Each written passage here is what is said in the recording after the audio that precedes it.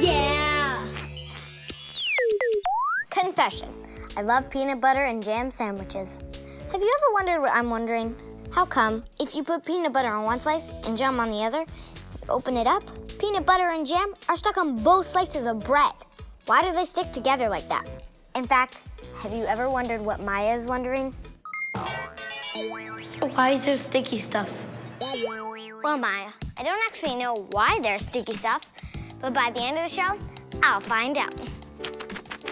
And wearing this special suit, I will throw myself at the wall, which is made of this special sticky stuff, and see if I stick to it, just like my phone. Who invented sticky stuff? I checked, and humans made glue 70,000 years ago. Just like us, prehistoric people needed glue to help one thing stick to another.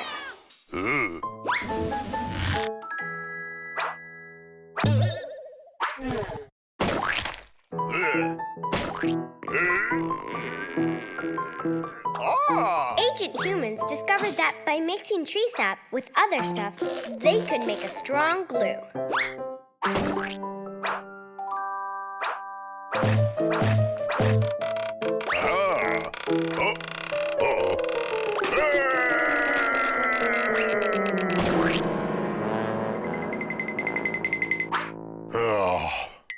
Speaking about making glue, here's a question from Noah.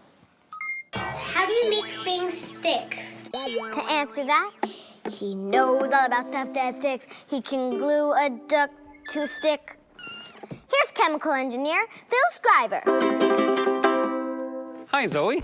Wow, you really can glue a duck to a stick. Will you stick around to help me answer some questions about glue? I was talking to Phil. So, to answer Noam's question, how do you make stuff stick? The first thing you really have to do is pick the right type of glue. There's a lot of different things in the world that stick, and that's because at a very small level, things aren't really flat. They actually have little branches off them, and those things stick to each other when they come in contact. Do you think that water is very sticky? I don't think so. It doesn't seem like it's very sticky, but when you think about getting out of a swimming pool, you have water stuck all over your arms. Let's try it with these discs. Let's put a few drops of water on there.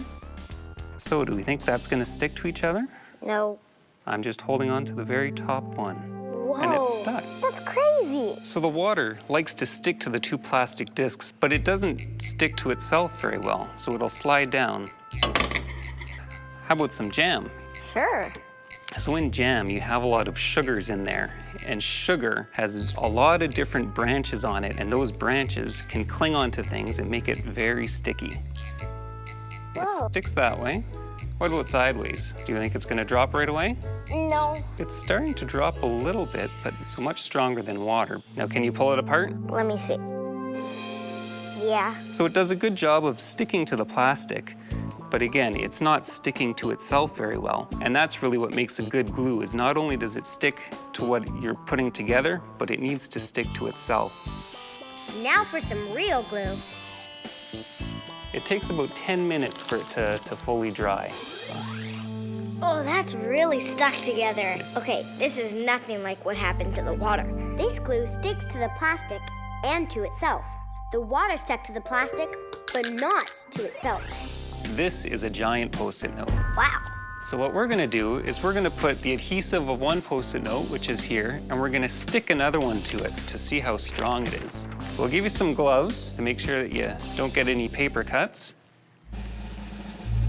Oh, wow, that is hard. Hey! You see, the paper broke before the glue separated from itself. That shows you how strong it can be. Phil says the sticky note is full of bubbles, so it's easy to peel off because the bubbles only touch a small area. Join two sticky notes together, and they're still easy to peel off. But if you pull on them, the bubbles get locked together, making the bond super strong. Try it at home. Oh, I ripped the paper again. But again, if we peel it in the other direction, it comes off. Wow. Thanks for being on my show and helping me find stuff out. You're welcome. I'm sure my viewers were glued to their televisions watching. It's amazing that there are so many types of sticky things. But what's even more amazing is that It wasn't actually people who invented the first sticky thing. Bees make honey, and you know how sticky that is. Frogs, salamanders, and chameleons all have long tongues covered in a layer of mucus. That's sort of like snot. Blech. Oh. And I found out that the mucus is sticky, but not sticky enough to actually hold the prey. See? So the tongue takes the shape of a suction pad just before it catches its prey. The sticky mucus helps create a seal so it can catch its prey. Ta-da! Oh. But there are other animals that make sticky stuff too. Here's a question from Eli. How come a spider doesn't stick to its web? I checked, and the answer is pretty amazing. Spiders make a glue-like material that's stretchy and sticky. So when a bug flies into the spider's web, it gets stuck and can't escape. But spiders can walk on it quickly because their hairy feet keep them from sticking. Spiders also build resting places without the glue, so they don't get stuck. Smart! But some animals do the opposite. They want to stick to things. I found out that lizards called geckos can stick to walls and even hang upside down because their toes are covered with millions of tiny hairs that use very small electrical forces to stick to almost anything. And now, here's another sticky question. Why do magnets stick to fridges? Well, Anea, I checked, and here's what I found. Magnetism is an invisible force. It's not sticky like glue or honey, but it can make certain things stick to each other, like this. I'm trying out this magnet on different kinds of things. And as you can see, it only sticks to some of them. That's because magnets only stick to things made from the minerals iron, nickel, or cobalt. Let me show you with my Super Zoom-O-Matic. Magnets create an invisible magnetic field around themselves that attracts those minerals. Just like this bucket, a refrigerator is made of metal. And some of the metal is iron. And this invisible magnetic energy field is attracted to iron. And that gives me an idea for... My Great Challenge! Today's challengers are Bleach from Team Spider. Hey. Team Spider! And Coyote, your Team Gecko. Woohoo! Team Gecko! Both of you have the same number of mascots. Some can be small and heavy. Others big and light. Your challenge is to stick your mascots to the wall panels using the magnets on your table. But here's the catch. Some of the small magnets can be stickier than the big ones, and some parts of the walls can respond to magnets more than others. Ready? Yeah. All right, go. Team Spider picks a big magnet and a big spider, and it sticks. Got it. Team Gecko sticks a small gecko. Spider doesn't want to stick. Oh man, it's so hard. But neither does that gecko. Team Gecko trying a smaller but stronger magnet. Some of these magnets don't work for the other ones. That's right. Not every magnet is strong enough to hold up every creature. That one sticks. Good, Gecko. Team Gecko has 2 right now. Gecko trying a large magnet. Gets number 3. There's 4. Team Spider gets her 2nd. You're going down, Belize. Go, Team Spider! Spider chooses a big magnet, looking for the sticky spot. Yes! Are Gecko's feet sticky? Yes. Team Spider with one that is just too heavy for the magnet she chose. She's trying a smaller but stronger magnet. Small magnet, large spider. That worked. Small magnet, small but heavy Gecko. And Spider doesn't want to stick. But Gecko does. Last one.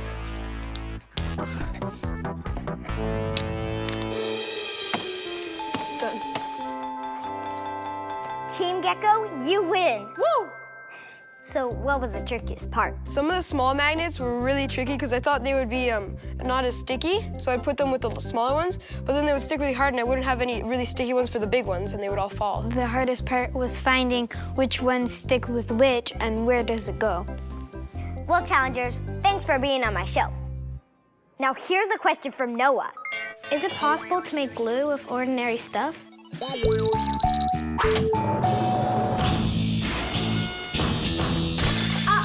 Do try this at home. My friends Christopher and Alyssa are gonna find out. They're trying a really simple experiment with just 2 ingredients, flour and water. Mix them together and you've got glue, which you can use for paper mache. It's great for making stuff.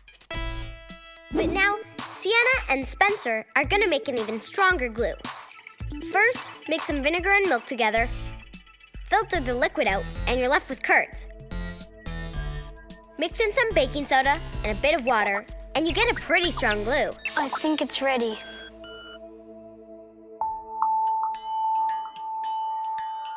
Bye, Zoe. Bye. It works. Now, here's a sticky question from Anthony. Is it true that they use glue to make big airplanes? Glue to make airplanes? I don't know about that. I wonder what other kids think. Ask a friend. Glue is not the strongest thing that you could use to build an airplane. It would just crash, it would break. It would fall onto the ground, it wouldn't have enough strength. What if it starts raining? It's gonna get so wet, it's just gonna fall off and the plane's gonna fall apart. It'll crash and fall, and That would be a bad experience for a plane. Guess what? I found out that they do use glue to make airplanes. And not just for toy planes like this one. Real jet airplanes, flying faster than the speed of sound. Thousands of meters in the air. How is that possible? Head getting warm, brain swirling with synapses as strong as G-forces, starting to come unglued!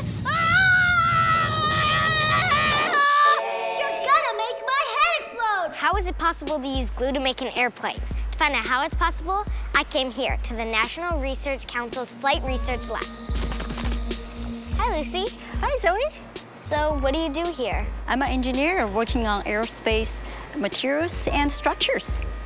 Lucy tells me that materials used in airplanes have to be very strong and very light. Why would anyone use glue to make a real airplane? Take a look at this plane. What do you see here? I see screws, and what are those bumps called? Rivets. What do they do? It looks like they're holding the parts of the plane together. Yes, they add a lot of weight. And also at the same time, the rivets that are poking out from the surface add a lot of resistance for airplane to move forward. Lucy tells me that because the rivets stick out, they drag through the air and slow the plane down. So what's this about glue? Why is it better? Let me show you. Take a look at this airplane. This airplane is made out of composite materials. So what are composite materials? Lucy says it's fibers held together with glue. Composite materials are really strong and much lighter than metals used in older airplanes. Glue is also used to hold composite parts together in newer planes. Now, what do you see on the surface of the skin? Nothing. Do you see any rivets? No. So this airplane is made and held together with glue? Yes, it's a much lighter structure, and without the rivets, there's less resistance for the airplane to take off and to fly faster. Airplanes made with glue really won't fall apart? Let's do some experiments to prove it, but we'll need some help. Hi! Oh, it's Lucy's son, Alan. And we're at National Research Council Canada. We make stuff and we break stuff. It's pretty amazing. Today, I have a set of experiments to prove glue is strong enough to hold an airplane together. Okay, let's put on safety glasses. Those are the stuff we're gonna use for our experiments today. They're real materials that real airplanes are made out of. And today, we're going to glue those pieces together the way we glue real airplanes together. This kind of special glue is red, and it comes in sheets packed in white paper. We pull one piece of paper off and put the glue on the part. Don't worry if it's not perfect, you can always move it a little bit. Then we take off the other sheet of paper and put the other part on what we want to glue. Then everything goes on this tray, but it's not sticking yet. Now we're going to cook it.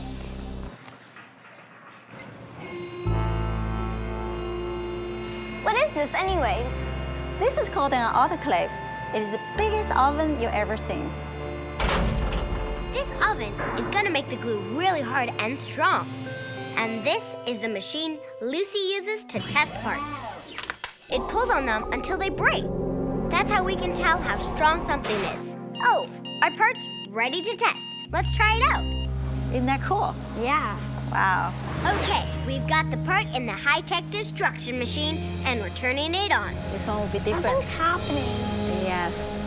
And get ready for action. Hear sound? That means something is possibly something is breaking. Wow! Whoa! Did you hear that?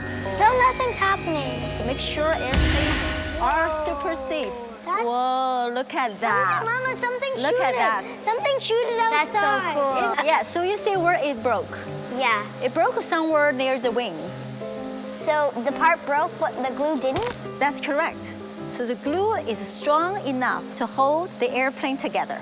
It shows how strong glue can be.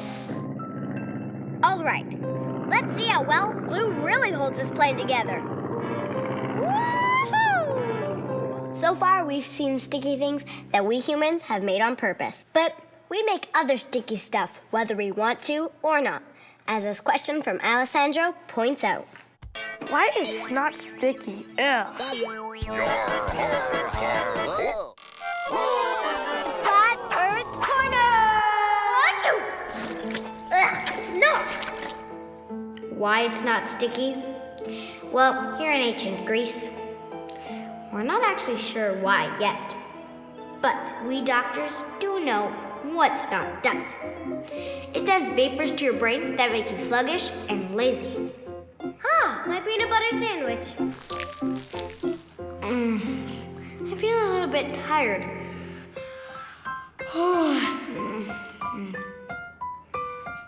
Ew. Maybe someone mixed snot in the peanut butter. It's so good though. Nowadays, scientists know that mucus does not create gases that make you tired and go into your brain. It's actually there to protect the sensitive insides of your body from stuff like germs and dust. That's why it's sticky. Things stick to the mucus and don't get in your body. And that gives me an idea for a song.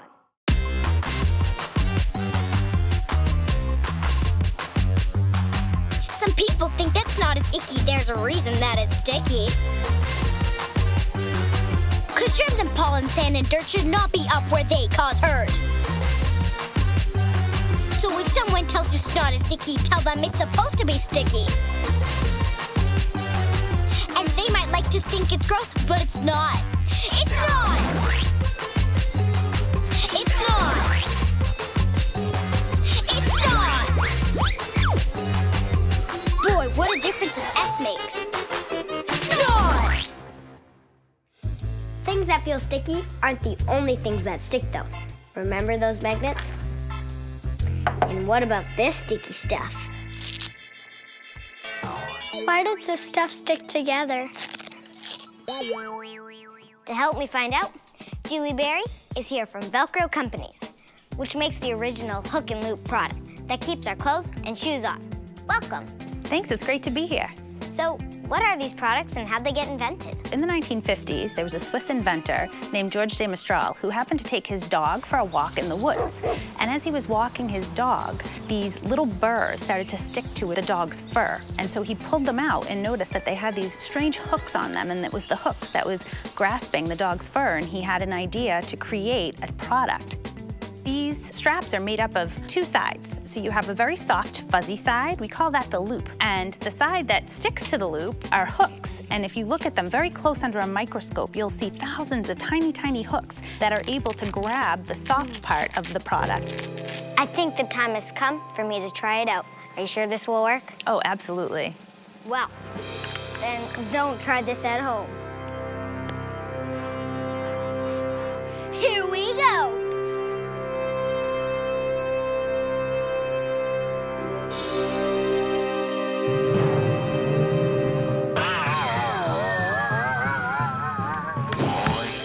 Wow! This is incredible! Thanks for being on Finding Stuff Out and making the student wall for me. Thanks for having me. I hope you had fun. I had so much fun. Awesome. Bye. Bye.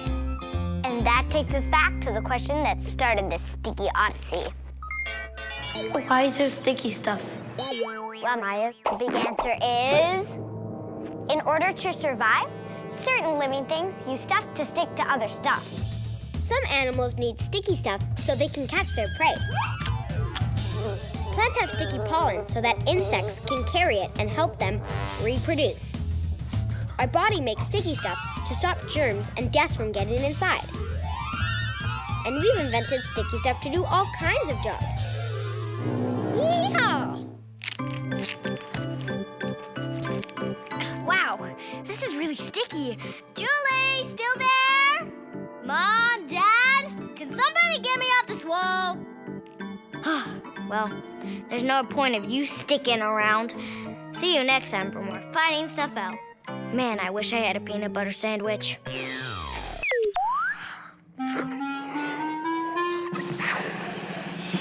I'm having a party later today. My friend Erica and I share the same birthday, so we're having a double birthday party. But first, I'm going to Erica's house to bake the most awesome cake ever. And maybe even do more because of this question from Maya. What type of experiments can you do in your kitchen?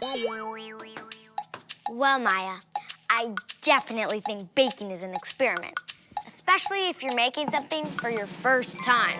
This was supposed to be a fluffy cake, but I ended up with this mess. But I'll get the answer to your question by the end of the show. And plus, Erica is a winner of a TV cooking show, so our experiment is going to be awesome.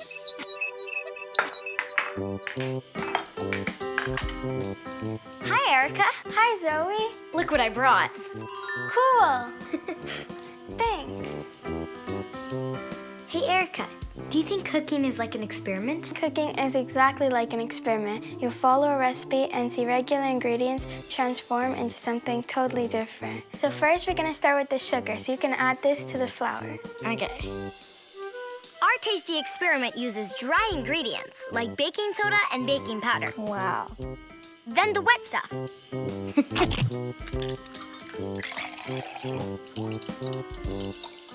Good? Yeah. Put it all together and mix it up. So now we have to add the thing that makes this normal vanilla cake a funfetti cake. So the sprinkles. It looks so fun. This is gonna be one tasty cake. Once it turns into a cake, that is.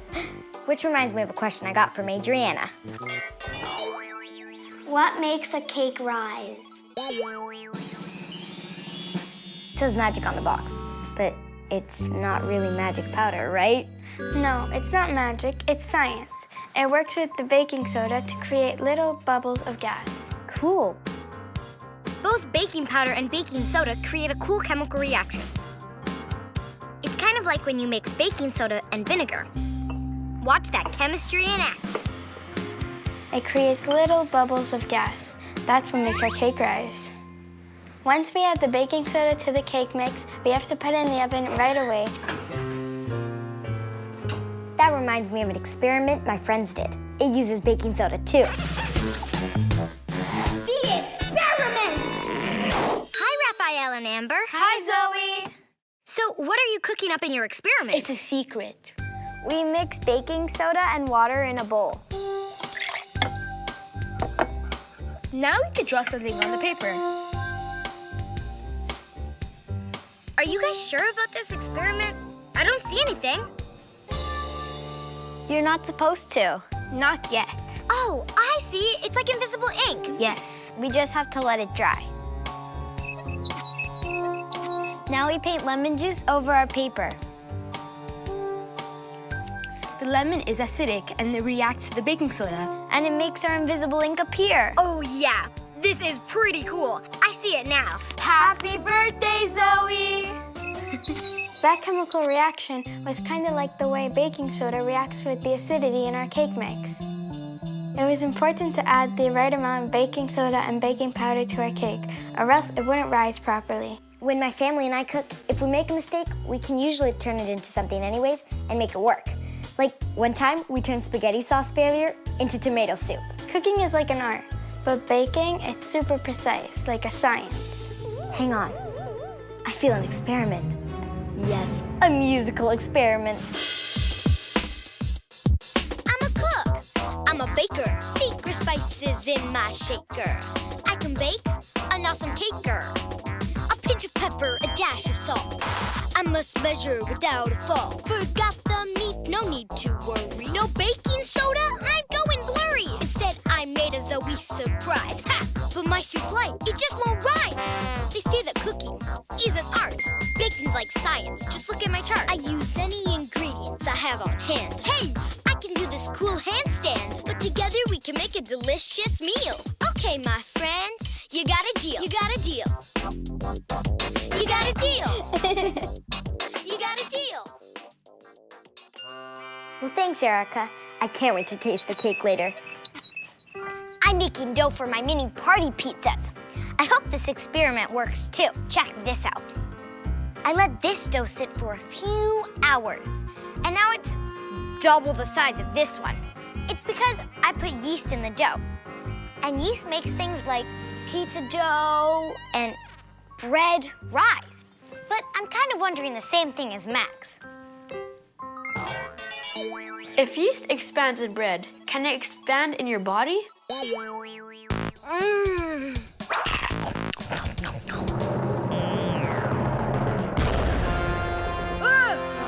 Me big! Me full of yeast! That's scary, but I know someone who can answer the question. He's got all the info on how yeast makes things grow. Please welcome my very special guest, Shakib Rahman. Hi, Zoe. Shakib! I ate bread with way too much yeast in it. Wait, what? Kidding! So, Shakib, what exactly is yeast? It's a living thing, like a plant or an animal. Yeast is a kind of fungus that eats sugar and starch. When it's activated by heat, the yeast eats the sugar and basically farts out carbon dioxide gas. That's what creates the little pockets of air in the dough that make it expand.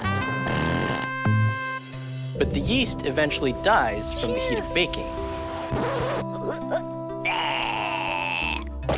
Also, the acid in our stomach is so strong that it ends up killing the yeast before it can fart out any carbon dioxide. That's why if you eat any bread, you don't get all gassy afterwards. Phew. But what's the difference between yeast and baking soda we use in our cakes? Baking soda produces a chemical reaction. It's very, very fast. Oh, so that's why Erica said to put the cake batter in the oven right away after we added the baking soda. Yeah, that's right. You had to get those air bubbles trapped in the cake before they escaped. Yeast, unlike baking soda, is a living thing. It produces its carbon dioxide very, very slowly. So that's why my pizza dough didn't rise so fast. Exactly. Do you want to try another experiment where we can make some chemicals rise? Yeah. I've got exploding elephant toothpaste here. Cool. We're using chemicals, and this experiment is going to create a lot of heat. Safety goggles, safety gloves, check. The first thing I'm gonna do is add some hydrogen peroxide in. So you have to be very careful with this stuff, which is why we have our safety gear on. Excellent. Do you want to add the dish soap for me, Zoe? 1, 2, 3. I'm gonna add blue food coloring here. Now you've got to add the last ingredient, Special Chemical X potassium iodide. Whoa! Can you see all the steam coming out of there, Zoe? Yeah, I do. Our hydrogen peroxide turned into water, which turned into steam because of all of the heat we're generating, and it also turned into oxygen. And our oxygen got trapped by all of the dish soap, which is why we have all of this nice foamy mess here. That's so cool. It really does look like a giant tube of toothpaste that an elephant would use. That's right, but don't try this at home without an adult's help. That reminds me of another question I got from Leah. What's an easy experiment I can make in my kitchen to make things puff up? Well, Leah, some of my friends did a little bit of experimenting. The experiment! Hi, Adriana. Hi, Jonah. Hi. Are you going to amaze me with a puffy experiment? Yeah, we will. we have our bottle ready for the experiment. I'm gonna put the funnel in. And then I'm gonna put some baking soda inside of the bottle. Just gotta make sure it all goes down. Next, I'm gonna put some vinegar in the bottle. I gotta be ready with the glove because I gotta get it on super quick.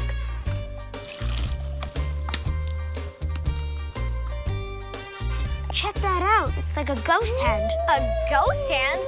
Cool! The chemical reaction between the baking soda and the vinegar created bubbles of carbon dioxide gas that are blowing up the glove.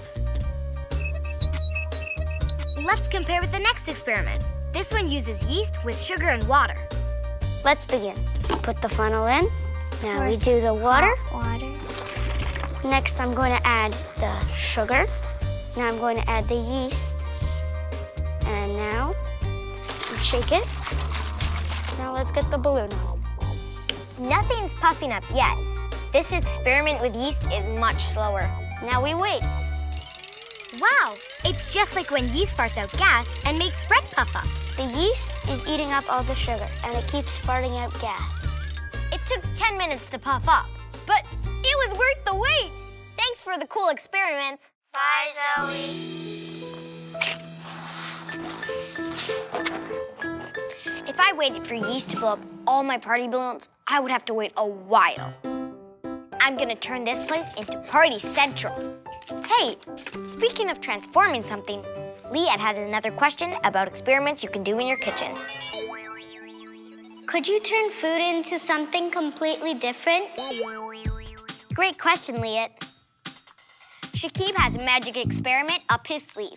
Go ahead, Shakib. That's right, Zoe. What I'm gonna do is I'm gonna take some potatoes and turn them into a really cool experiment. The first thing I had to do was I had to take my potatoes, cut them up, and then boil them in water, and then get rid of the water, so I ended up with my potato starch. Now, if you don't have an adult to help you, you can just go to the store and get potato starch from there. The next thing we have to do is take this potato starch, combine it with some tonic water. Mixing a little bit of this tonic water with the potato starch will give us the start of our cool experiment. Now, because this is a little bit messy, I'm gonna put on some gloves and mix this all together. It does this weird thing. It starts to form a solid. But that solid, when I let go of it, starts to flow like a liquid. This is something we call a non-Newtonian fluid. If I squeeze it hard again, you can see that it forms a solid, but by letting go of the pressure, we get a nice liquid that starts to flow again. Here's the magic part. If I turn off the light, something really cool happens. Using a black light, which gives off ultraviolet light, you can see that our potato goo now glows in the dark. The reason for that is the tonic water that we added earlier has a special chemical in it. It's called quinine. Quinine is something that glows when you put it in ultraviolet light. And that's our magic mud experiment. Wow, that magic mud can't decide if it wants to be solid or liquid. It's crazy it could be both. And that gives me an idea for... My Great Challenge! On Team Solid, we have Daniel and Lex. Whoa! And on Team Liquid, we have Veronica and Fabiola. In today's challenge, you're actually gonna be both liquid and solid. Well, the magic mud you're going to be using is both. In each pot, I filled it with a bunch of items that have to do with cake. The team with the most items at the end of the challenge wins. Go! It's a pretty sticky challenge. Team Liquid has 2. Team Solid has 1 right now. Team Liquid is in the lead at 3. Team Solid has 2. Oh, Team Solid's catching up. I got 1. Ugh. Team Liquid has 5. Team Solid has 4. 5. Team Liquid has 6. Oh! Team Solid has to keep digging if they want to catch up. They're trying to go fast, but it doesn't work because that magic mud gets really hard. Ugh. Solid has 8. Team Solid's in the lead right now, guys. Go. And they're at 9. Okay. Go. Oh, Team Liquid back on top. That was fast. There we go. Okay, time's up. You guys have 12, and Team Solid, you guys have 11. So that means we have a winner. Team Liquid, you win. Good job, guys. Good job, guys. Thanks. So what was the stickiest part? The magic mud. Because you think you have an object, but you really don't. The stickiest part is that I can't get my hands out. Well, thanks, guys, for being on my show. You're welcome. You're welcome. Do I bring this box with me? It's stuck If you have to. It's stuck to me like cement. That was awesome. And it made me dream about birthday cake and a big glass of... Oh, wee! This milk went bad. Ugh. It's like it's an experiment on its own.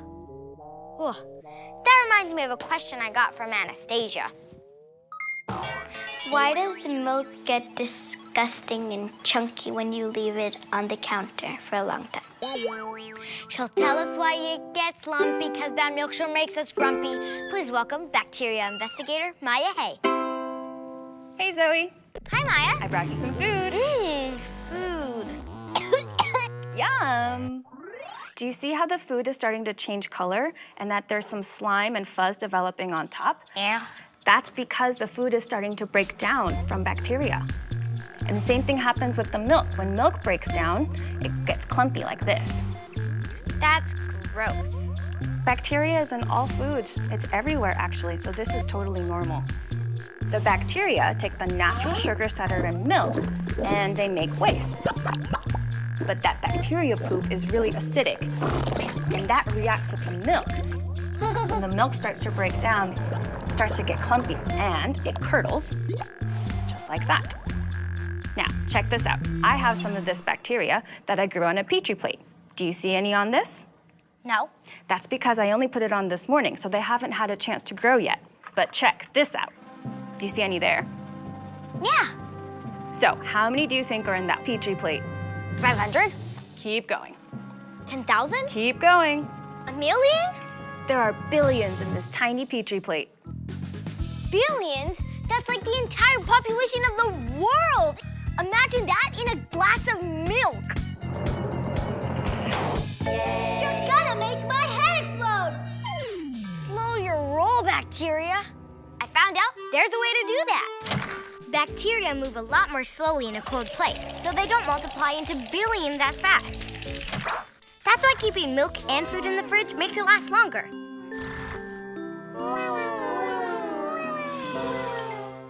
There's another way to preserve milk, and that's to use the help of bacteria. Here's what we're gonna do. This is some milk. And then what I want you to do is add this starter culture. It's basically a special mix of bacteria. I want you to add 2 tablespoons to it. So these are good bacteria, not the kind that can make you sick? Exactly. 2. Great, now give it a mix. What happens when we mix it? So what mixing it does is it introduces the bacteria to all of those sugars, and then when you wait 12 to 18 hours later, it's gonna turn into yogurt like this. That's crazy. So how does it do that? It's called fermentation. Basically, the bacteria took the milk sugars and made it into an acid, and that acid reacted with the milk, and it thickened it just like this. Do you wanna try? Yeah. Thanks. Now that's delicious. Thanks, Maya. You're welcome. It's pretty amazing there's good bacteria that we can use to make food, and then there's bad bacteria that can make us sick. There was a time when people weren't so sure what caused sickness. Flat Earth Corner! The evil wind is blowing. I must not breathe in the vapor. It will strike me down with the deadly cholera, poisonous wind, and disgusting smell. Why must you curse us with your evil stink? I cannot catch the disease. I must not breathe in the wind. Catching a deadly disease from the wind? About 200 years ago, that's what people thought. In 19th century England, there was a huge outbreak of a deadly disease called cholera. A whole lot of people died from it because it couldn't be controlled. Back then, they thought it was caused by mysterious clouds of air filled with bits of rotting things and smelling gases. But a doctor named John Snow found something out.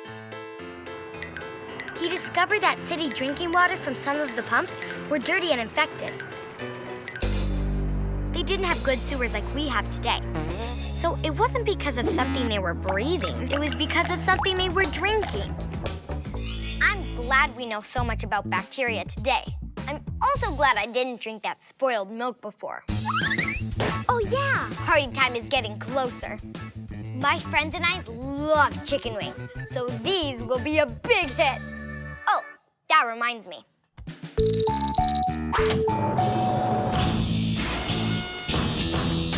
Uh-oh, do try this at home. I put this chicken bone in some vinegar about a week ago. Check this out.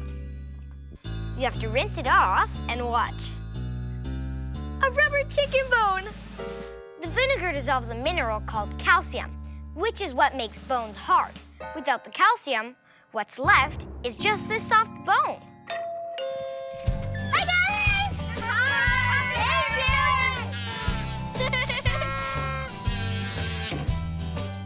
Wow, our cake looks delicious. It was definitely a successful experiment. I think I'm ready to answer the question that started off the show. What type of experiments can you do in your kitchen? Well, Maya, big answer is, drum roll please. There is no limit. Today we did experiments that used all different kinds of science, like chemistry, physics, and biology. Using kitchen ingredients, some of them were even good to eat. You can do tons of kitchen experiments with really basic stuff. The kitchen is our lab and we're the scientists. But here's my favorite kitchen experiment. Let's find out if the cake is delicious. Yeah! This is good. I love experiments. I've been practicing karate because I had the same question as Joey. How can you break things with a karate chop?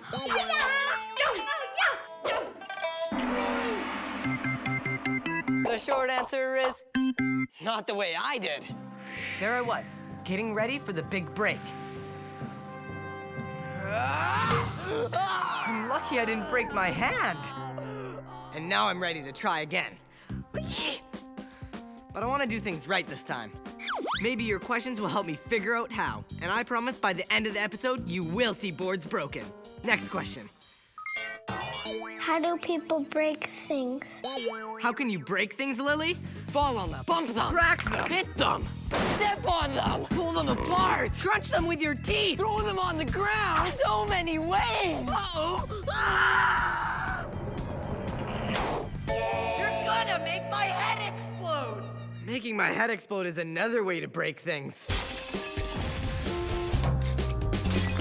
Crash it, smash it, slash it, hash it. So many ways to make things break. Bash it, thrash it, gash it, dash it. Karate chops, big drops, or earthquakes. So many ways to make things break. Crush it, smush it. Easy does it! The surest way to break something in two is when you're trying very hard not to. Sorry. One of the most dramatic ways to break things is explosives. Check this out. How do you break a rock? Well, Sarah, to find out how we break rocks, I've come to a rock quarry. Here they take huge pieces of rock like this and break them up into gravel like this, which is used to build roads. And to show us around, here's Tony. Harrison, nice to meet you. Nice to meet you. What we're gonna do to break rocks is use explosives. Would you like to help? Yeah, of course, let's go. Let's do it, buddy. This is the area that we're gonna blast. We've got to drill approximately 80 holes. They put the explosives deep in the ground because they break more rocks that way. If they were on top of the ground, most of their power would just go into the air. Harrison, this is our rock drill. It's a D9 that we use to drill a 4-inch hole to set up explosives in. So I'd like you to get in and drill some holes. So I'm gonna help you drill a hole? You're gonna drill the hole. Oh, sweet. And she's running. Whoa. You're drilling a 4-inch hole 40 feet deep, so we can put the explosives in the ground a little later. Right. What we have here is a stick of 1.5 inch by 16 inches stick of nitroglycerin-based dynamite. Dynamite? Dynamite! In my hand here is what we call the detonator, the blasting cap. The blasting cap goes inside the dynamite. It's kind of like a firecracker. We'll make a small explosion in the blasting cap that will set off a huge explosion in the dynamite. Are you sure it's safe that I'm holding this right now? Well, it's very safe. Okay. When we put this cap in, there's a hole in the bottom. Stick it in. Just like that? Yes, sir. So what we're gonna get you to do is hold that like that. So I can drop it in the hole? Drop it in. All right, now we've got that. I'm gonna ask Dustin, who's the blaster in charge here. Nice to meet you, Harrison. Nice to meet you. And he's gonna help us load this hole. Seems like dynamite's not enough. We're gonna add this explosive powder on top of that to make a really big boom. So this is an explosive material? Yes, it is. Whoa. Each one of these bags is about 25 kilograms. Now we're gonna put the material around. This is called stemming. So you just throw rocks in there? Just keeps the power in the rock so that it breaks the rock. Right. So let's do the same thing over again over here. After we get all 80 sticks of dynamite ready, it's time to blow up some rocks. Let's go set off some explosives. All right, let's do it. We use these wires to connect the 80 dynamite sticks to a battery. And last but not least, we've got to get to a safe spot. We've moved back far enough from the explosion. So now we gotta hook it up the wires to this thing? You hold that. I'm gonna put the wires on for you right now. Okay. We'll give it a little wrap. Okay. I'm honking the horn 12 times to warn everyone that a blast is coming. Watch out, everybody!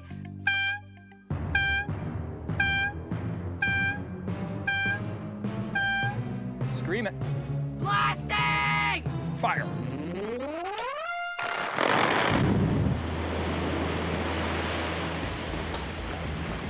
Oh my gosh. Woo, good one. What? That's awesome. Oh, you just set 10,000 pounds of explosive off, buddy. Wow, that's crazy. Our explosion turned this into this. Hey, let's see that again. Wow, is that ever cool?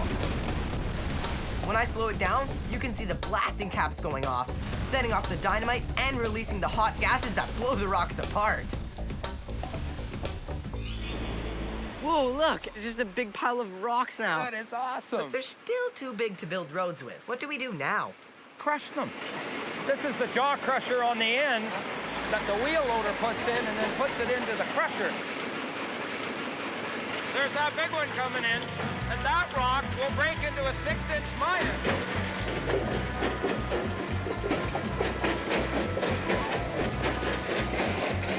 Wow, that's exciting, you know. Even for me, I still get excited over it. So that there, yeah, that's our end product coming out of there. Nice. This is used for like roads and stuff. It is, road and construction. Wow, well, I had a blast. Thanks so much for being on my show, Tony. Oh, it's a pleasure. Why do different things break differently? To help break down the answer, please welcome materials engineer, LV Dalgard. Hey, Harrison. Hey, so what does a materials engineer do? Basically, I'm an expert on how stuff breaks. Whoa, you get paid to break stuff? Cool. So Miles was wondering why different things break differently. There's two main ways that things break. Ductile breaking, which is kind of stretching apart until it just pulls apart. Like crazy putty. Or there's brittle breaking, which is where things just snap apart, like this chocolate. Or like the cracker, right? Like the cracker, exactly. These balls are kind of somewhere in between, right? They're stretchy, but you couldn't really break them. You can't crack them, can you? Let's try. First, put your safety glasses on. All right. And we're gonna use this liquid nitrogen, which is really, really cold, 200 below zero. 200 below zero? That's more than freezing cold. So we're gonna drop one of these balls in there. Oh my We're gosh. gonna try to get it really nice and cold. All right, let's see if it's cold enough. Normally, a hammer would just bounce off a rubber ball like this. Ready? Yeah. Let's give this a try, right? 1, 2, 3. Because it was frozen solid, the ball just cracked in half, like a cracker. Well, Harrison, is there anything else you'd like to dip in liquid nitrogen and break today? Would that work on one of these soft gummy candies? Yeah, that's pretty stretchy, isn't it? Look at this, look how far I can stretch it. Let's see if it's gonna break. It shattered like glass. It shattered like glass. I think I have another question. This one's from Cameron. Why doesn't metal break easily? Well, Cameron, I'll take that as a challenge. I'm gonna break a piece of metal with my bare hand. Hi-ya! Nice. Well, that was just a piece of aluminum foil. But how come some metals are so hard to break? Well, the aluminum foil was easy because there's not very much metal to go through, and aluminum is not one of the hardest metals there is out there. Can you break this? Okay, like this metal desk right in front of us? Yeah, try that. Let's try this. Hi-ya! Sorry. Not really. But how come? This one's thicker, and it's also just a harder metal. So sometimes you might think something made out of metal is strong, but it's not. Giuliano had a question about that. Why did the Titanic sink if they said it was unsinkable? The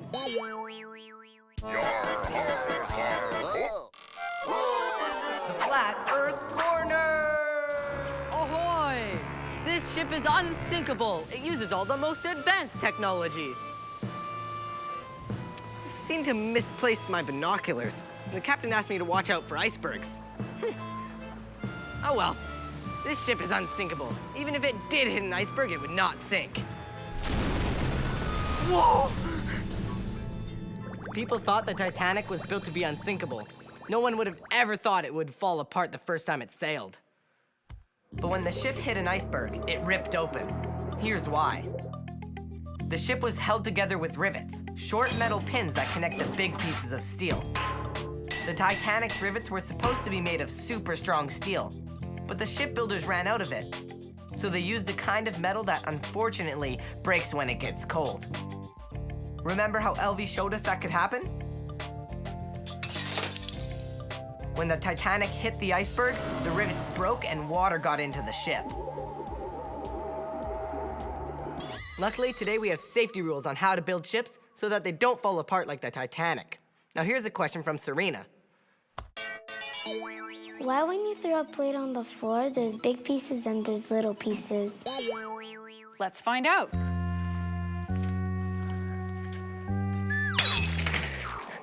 Wow. Wow. Well, it certainly did break into different sizes of pieces. I love breaking things, but how come some of the pieces are bigger than the others? Well, that's the question. Plates are made out of clay, which is actually made out of lots of little particles. You can kind of see them there. And in between all those little particles are little cracks and little holes. It's actually kind of like these paper towels. See how there's a line of holes right along it? Right. If you were to break this, it would break along those holes. Hi-ya! You really like to break stuff, don't you? It's for science. Oh, can you stick around? We're gonna do some more breaking, experimenting later. Sure. Awesome. Here's a question from Katrina. Why do baseballs break windows? I checked the answer, and the reason baseballs break windows is not just because you have bad aim when you throw. There's science involved. Let me show you on my super zoom-o-matic. Glass and everything else in our world is made up of tiny things called atoms, which can join to form molecules. Some molecules hold together very strongly, but some don't. To find out how it works, let's get some... Street Smarts! Do you guys want to be molecules? It's for science. Yeah! Okay, so link together like your molecules that are really tight together. All right, now pretend that I'm a baseball and I'm gonna try to break through you.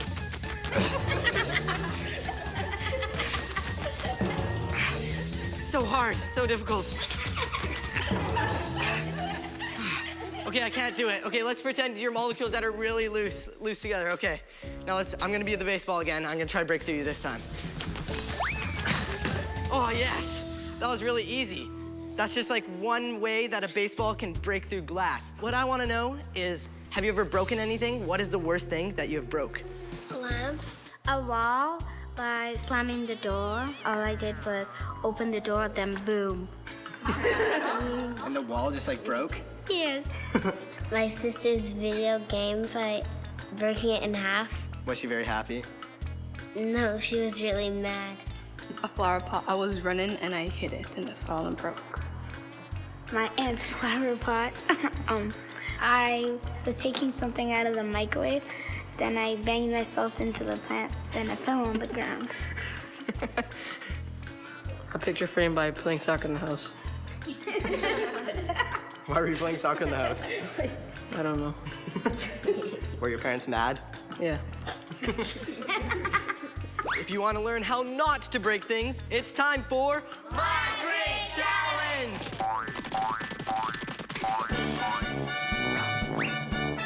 My Great Challenge!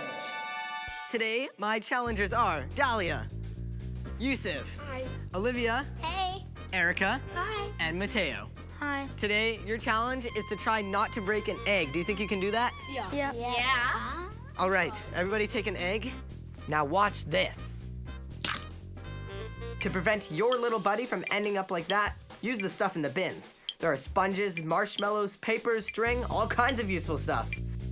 Do whatever you want to it to try to make it not break when it's dropped from all the way up there. Oh my gosh! You'll have 3 minutes to wrap up your egg. First of all, though, we're gonna get you to draw faces on your eggs, yes, with these markers, so that we all know whose egg is whose. Mine is Humpty Dumpty. Here's Eggy. Here's Scrambled. Here's Shelly. Here's Commander Cody. All right, you guys will have 3 minutes to protect your egg. Are you ready? Yeah. Get set, go! Is there bubble wrap? Okay. Never mind.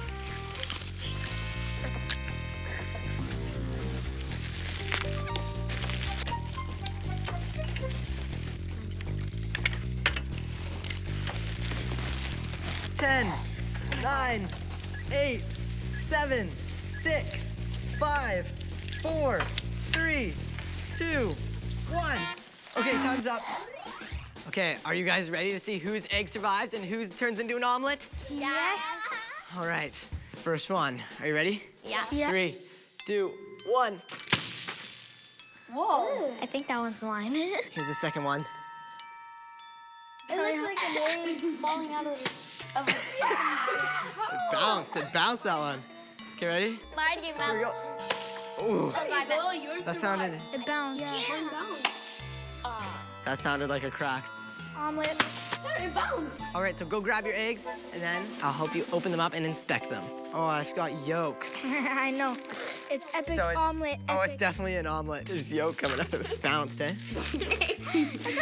Okay, let's open this guy up. See how Humpty Dumpty's doing. Humpty Let's Dumpty. see, where is he? Yeah! Humpty survived. He's safe. Oh, Humpty. Okay. Scrambled, are you safe? Scrambled is Yes, safe. looks safe to me. Scrambled safe. Let's see.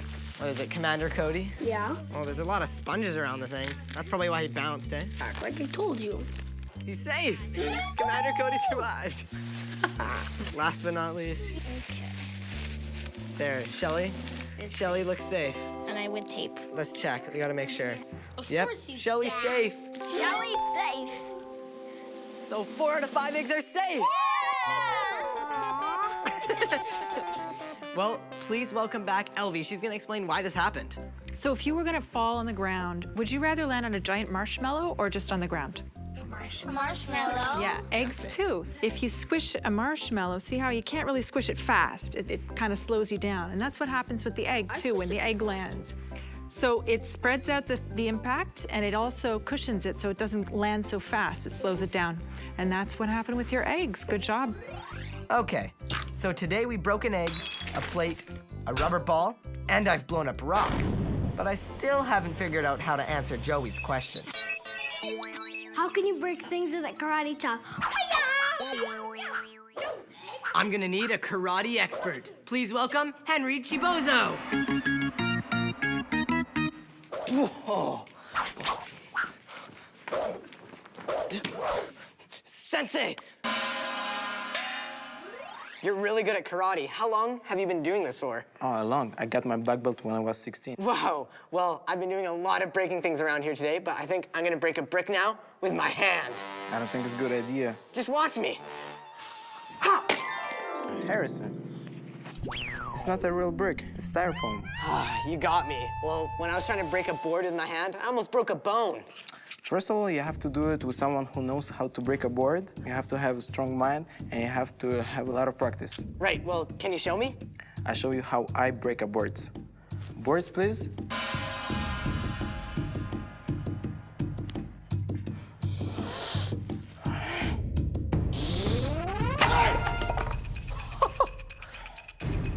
Can you do more?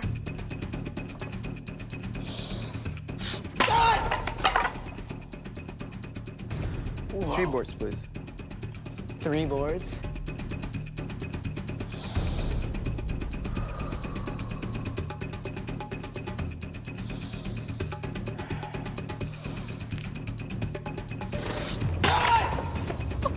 Whoa, 3 boards. Can you break a board with your foot now? Of course. Can I have a board?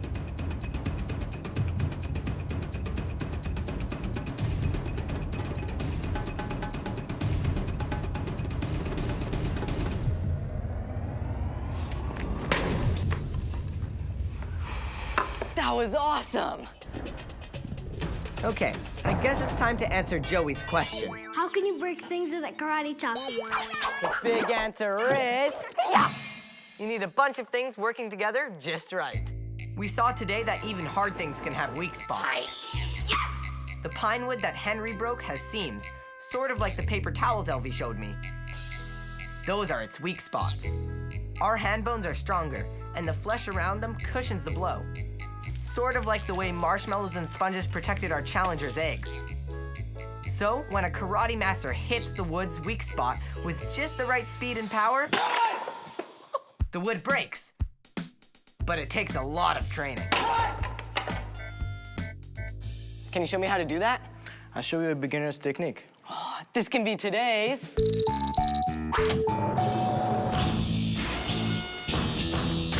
Uh-oh. Do try this at home. Breaking a board is for very advanced karate students. So today, we're gonna show you something that you can start training with. We're gonna try today to do a kick. Go in position, like that, the left leg forward. Your knee go up, and you do a kick. I'm gonna show you first. Okay. Okay? So, there and then. Exactly. 1, 2, 3. All right, I think I'm ready. Good. I can break a plank, right? Yeah. Bring the special plank, please. Oh, a baguette. Okay.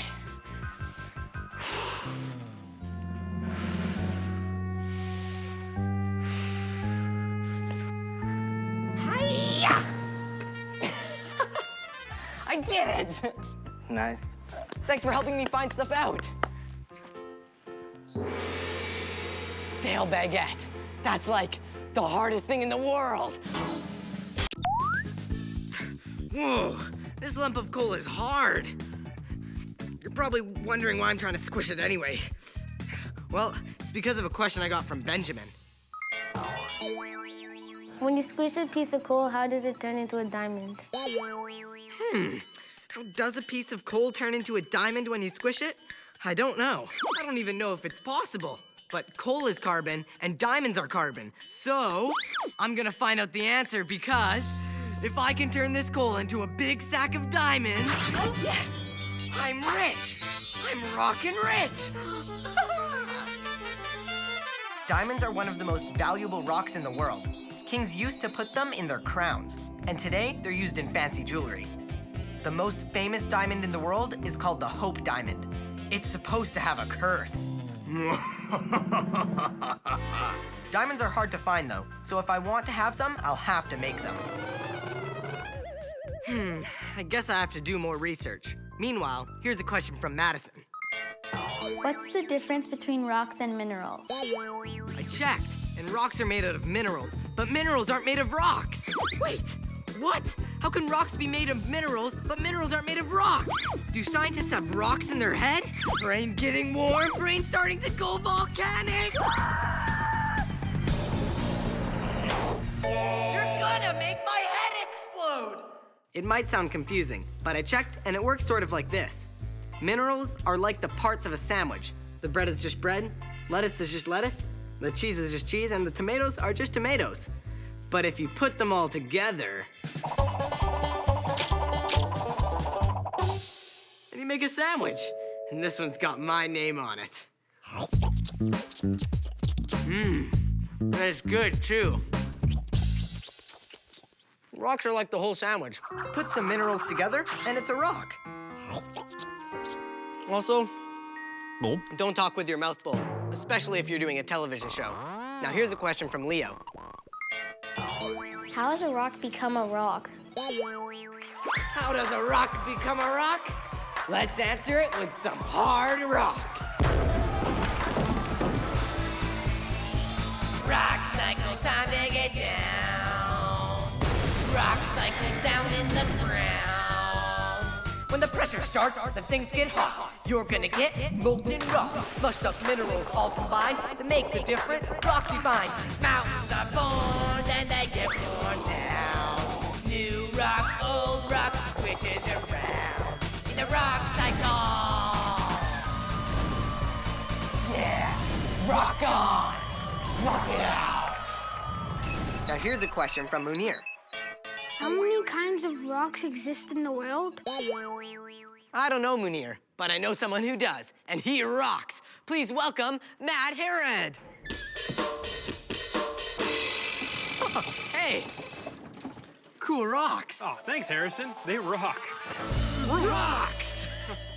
So how did you get started into collecting rocks?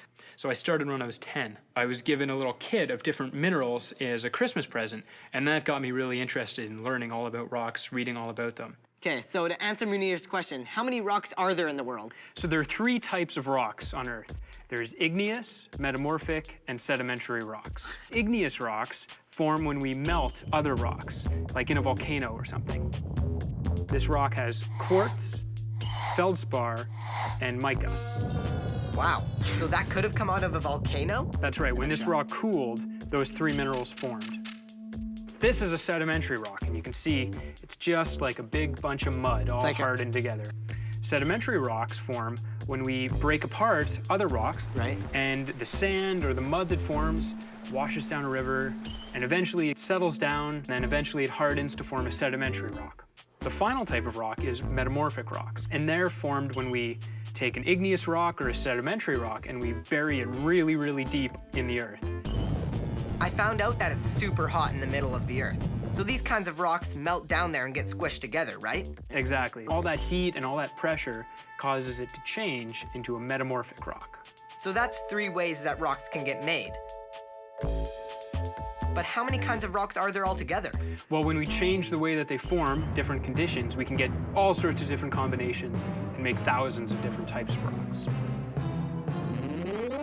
This is your collection of rocks here. Is this your full collection? No, I have so many more rocks back home. I haven't filled up my attic, but I certainly filled up the basement and the garage. Well, Tatiana had a question about some rocks that are out of this world. Are rocks different on other planets than Earth? That's a great question. Some rocks on other planets are a lot like the ones we find on Earth. Others are completely different. So today I brought with me a sample of a meteorite. You mean a rock that fell to Earth from outer space? Exactly. Why are you putting that glove on? Because the grease on our fingers can actually contaminate the outer surface of that meteorite or ruin it if scientists want to analyze it. So here's the meteorite I brought. And you can see on the outside, it's all burned and brown. Yeah. Like I just took it out of my oven. But that's actually from when it flies through the earth, it starts to heat up, and then it gets this outer brown color on it. That's called the crust. So this meteorite's been cut in half, and we can see that the inside is all speckled with different types of minerals inside. Munir, Matt says that the rocks astronauts brought back from the moon and the ones that were studied on Mars show us that rocks from space can be different from ours on Earth. But scientists think that the minerals they're made out of are the same everywhere in the universe. In fact, we believe that there might even be a planet that's made of diamonds. A planet made of diamonds? If you found that planet, you'd be so rich. Yeah, it's really, really far away, though. That reminds me of a question from Malinka. Why are some rocks worth more than others? Yeah, so why are some rocks worth more than others? So the first reason is rarity. If it's really hard to find, and if there's not very much of it, then it's going to be worth more.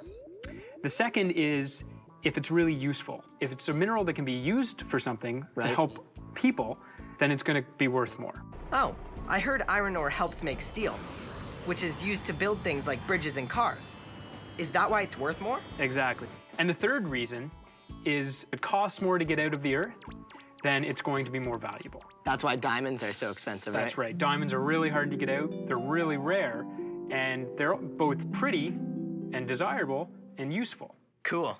Can you stick around to help me find more stuff out? Yeah, my pleasure. Awesome. Now here's another question. This one's from Gianni. What do you use rocks for?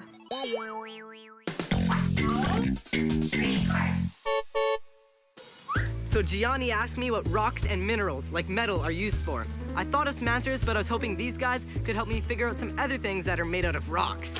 Pyramids, railings, earrings, fences, houses, garbage cans. Golden medals, like for the Olympics. The kettle that you make tea or coffee in. Cars and some lamps. Watches and lampposts. Cement. Pots, pans, statues, wedding rings, TVs. Almost everything are made out of rocks. Wow, you sure use a lot of rocks. So Gianni, to answer your question, looks like we couldn't get by a single day without using rocks. That's a lot of rocks! Here's a question from Victoria. I like to have some gold. Where can I find some? The Flat Earth Corner! In medieval Europe, scientists called alchemists thought they could actually turn common metals like lead into expensive metals like gold. They thought all you had to do was add mysterious chemicals and... ta-da! Huh? Nothing happened. Wait, that was the chemical for my invisibility potion. You can still see me. Good. Okay, so now you take a little sprinkle of this and turn the cheap piece of lead into priceless mess. For hundreds of years, people thought they could make gold out of cheap metals like lead, but it didn't work. Actually, Victoria, there's a lot of gold in the world, but it's usually mixed in with other stuff in very tiny amounts.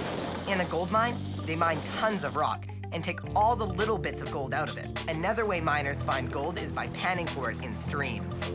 And that's today's My Great Challenge! All right, today my challengers are Zach. Yeah! And Brianna. Woo! You're gonna pan for gold like real miners. Also, Matt came in because he helped me build a stream. Streams are a great place to find gold. Gold, when it washes out of rocks, is so heavy, it washes down streams and it sinks to the bottom and gets caught in the sands and the gravels. So then all you have to do is come and scoop it out. Look what I brought with me. Whoa! Did you find that in a stream? Oh, I wish. I had to chip this out of a rock. This is a mineral called pyrite, or fool's gold, and it looks just like gold. And it's even fooled some miners in the past. All right, so we don't have pyrite for you, but we have actual real fake gold for you to find. Are you pumped to find real fake gold? Yeah! We're gonna get fake rich! All right, take your positions. You'll have 2 minutes to pan all of this water and find as much gold as you can. The one who finds the most gold will be the winner.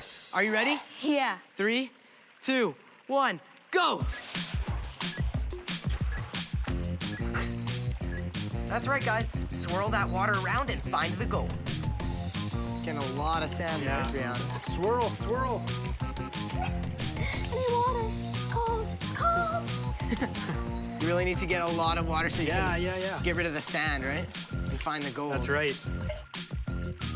Brianna's got some. She's off to a great start. She'll be fake rich in no time. And Zach has some too, but he's got some catching up to do. Remember, the more you swish, the more you can fake rich. That gold is super heavy. It's always at the bottom of the pan. Get more, get more, get more water. Keep going, keep panning. More water, that's the trick. Brianna's looking for that buried treasure. Look at that. Zach's got some more. He might be catching up. Brianna likes to dig through the sand to find her gold. Zach has a different way of doing it. He likes to swirl the water around. It's all technique. 10, 9, 8, 7, 6, 5, 4, 3, 2, 1. Time's up. Oh, I had this. That's not even gold. Oh, yes, it is. Oh, well. So close. You dropped it. All right, let's see who got the most gold. Zach, let's weigh yours. 11 grams. Whoa. How much would that be worth if it was real gold? That's like $500. My precious. And Brianna, let's weigh yours. 26 grams. Whoa! That's like $1,100 of real money. You're the winner. Yes! Congratulations. But I guess you both win because you get to keep the real fake gold. Okay. So would you guys like to do this all day for your job? Pan for gold? No, thank you. Because then I just keep it. And then it'd be real gold, right? Yeah. Thanks for playing. Now here's a question from Joseph. How do rocks grow? Rock-a-bye, baby rocks. Come on, little baby rocks. Grow! Grow! I've been watering these rocks for days now, but still nothing. I bet you think this is silly, but there really are types of rocks that do grow. Can rocks grow? To find out, I'm going deep inside some caves. And to show me around, here's Riles Forest. Hey, Riles. Hi, Harrison. You excited to go caving today? Yeah, so where are you gonna take me? Trevor and I are going to show you through Riverbank Cave, which is the deepest cave here at Horn Lake. Let's go caving. Sure, but what about non-rocky things like bats or bears or something? Don't worry, we won't find any, except for maybe some moths, cave crickets, or spiders. I wonder if there'll be diamonds. Can rocks grow in there? Yeah, we're going to see some pretty cool different things. I'll show you. I think caving's really cool that you can go in a place that not many people have been in before, and you can explore different places and have crazy adventures sometimes. You never know what's around the corner. This is a cool ladder. Woo!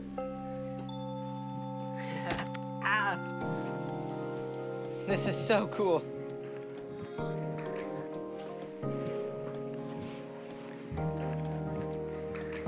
Wow. Can you see rocks growing in here? All this white pretty stuff you see hanging from the roof and on the walls, you can always see them growing. It's called calcite. So it's when the water flows through the cave and then picks up bits of calcium. And the rock has the calcium because it's made of dead sea animals, their shells and bones. So when the water picks up the calcium and then drips from the ceiling, it'll leave a little ring. And then over years, it'll build up and then get longer and longer. And that's like a stalactite, right? Yeah. Cool. And then if it still has some calcium left, it'll drip onto the ground and form a stalagmite. Stalagmite, stalactite. So how can you tell the difference between them? Stalactites stick tight to the roof. Stalagmites might reach the top one day. Or C for ceiling, G for ground. Cool. And then when they connect, they form a column. A column. So that would be from like the floor all the way up to the roof. Yep. It doesn't look like they're growing right now. But they are. They grow 2.5 centimeters every 100 years. Wow. That's not very And that's that's not very the fast. fastest one. Oh, that's the fastest one? Yep. So we won't be able to see them grow with our eyes. No. Still really cool. There's also lots of other calcite formations, like draperies, bacon strips. There's a cave crocodile.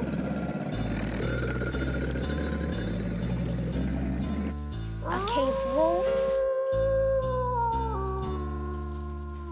It's amazing, all the different ones. Yeah. I got one other cool thing to show you. Come on. Cool.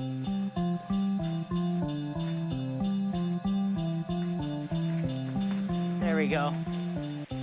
There's water! There's water! Waterfall water.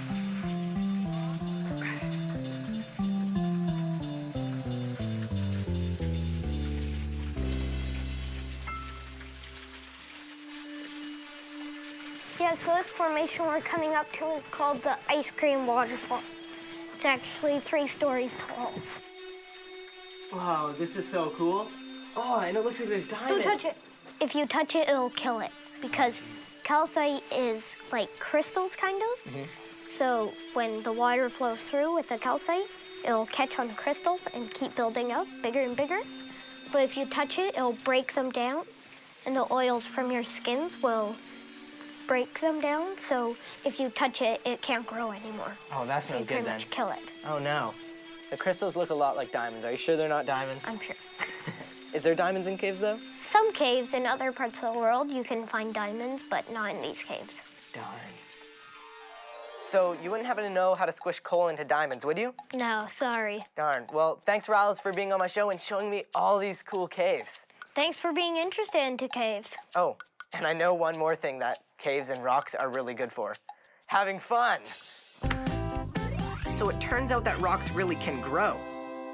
And that's the subject for today's The Experiment. I'm going to see if I can grow my own rocks the same way they grow in a cave. I have 2 jars of water here in which I am dissolving Epsom salts.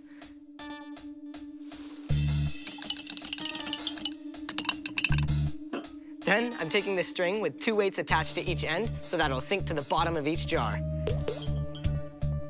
Then I'm gonna slide this plate underneath and wait. As you can see, a week later, I've grown some stalactites and the start of some stalagmites. Pretty cool. Going to the caves with Riles was pretty fantastic, but I still want to turn coal into diamonds. So I'm trying to squish it using these elastic bands. And in a minute, I'll reveal it and then answer the question that started me on this rocky road.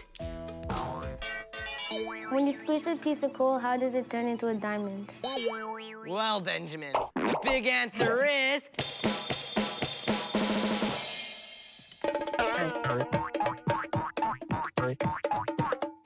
it's just coal. Sorry, Benjamin. But if there's any way to turn this into a diamond, I bet I know who can tell me. Hey, Matt, I have a question. Yeah, sure, Harrison. I was trying to make diamonds out of this coal because I heard people can do it, but I couldn't do it. Well, it takes a lot more than rubber bands and hope to make diamonds out of coal, Harrison.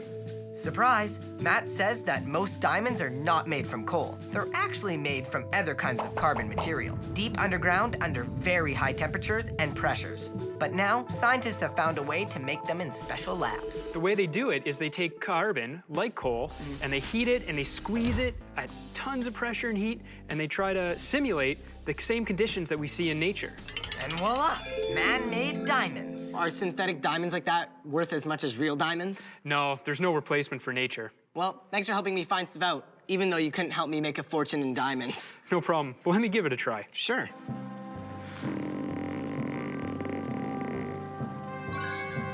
What? How did you do that? Magic hands.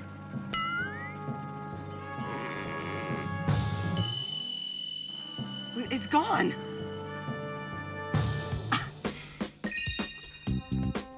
Rock on, Harrison. Wow. Hey, Rocky, check out what happened at the cave. So just remember, if you're going down and you kick a rock down, just remember to yell, "Rock!" so that everybody below you knows not to look up when the rock's falling down. Hey, you know what? This is really cool. This rocks. This rocks! What? Rocks? Sorry, I was just getting really excited about the rocks. Oh, okay. See you next time for more finding stuff out. There's a crazy thunderstorm outside right now. And there goes the power. Which is totally okay because I'm not afraid of the dark, like, at all.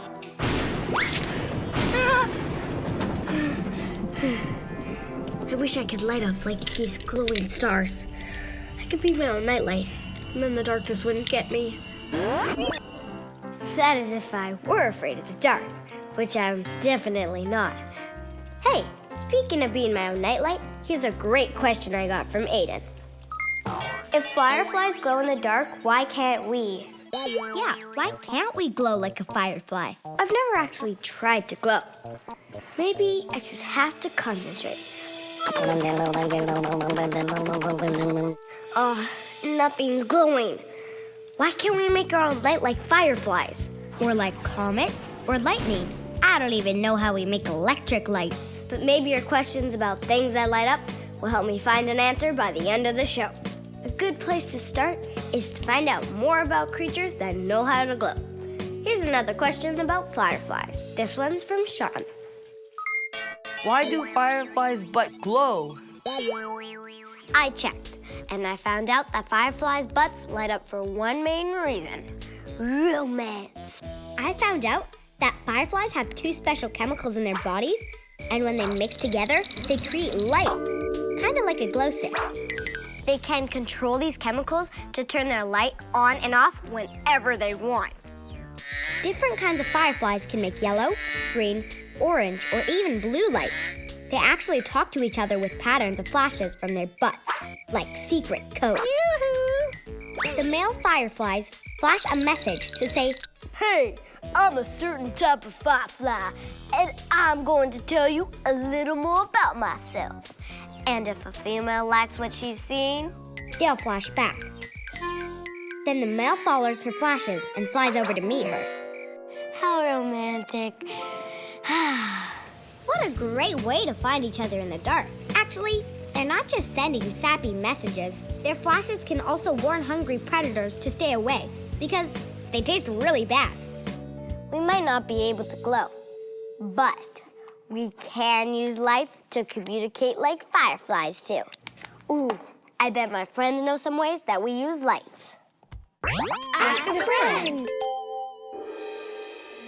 A police car has a red light on top, which says "Get out of the way." Lighthouses shine light on the rocks, then the ships could see the rocks and then they would turn back. Like when we're driving and we see the light says green, red, and yellow. If you flash lights in specific ways, like turn it off and on, I think it can be Morse code. Holy moly, you're right. We use flashing lights to communicate all the time. Hey, wouldn't it be funny if we did all that with our butts? You know, just like fireflies. It's the police. Come out with your hands up. If you could make any part of you light up like a firefly's butt, what would it be? It would be my wrist, probably my nose. Somewhere on my face, like my eyes, my nose, or my mouth. My nails for like Halloween parties and stuff. I think I would want my Head to glow so people can see my face. Ooh, yeah. You could be a ghostly floating head in the dark. Ooh. This next question is from William. Ooh. Do some fish glow in the dark? Do some fish glow in the dark? Well, I checked. And on land, there aren't too many animals that can make their own light. But underwater, it's a different story. To find out more, I swam to the darkest depths of the ocean.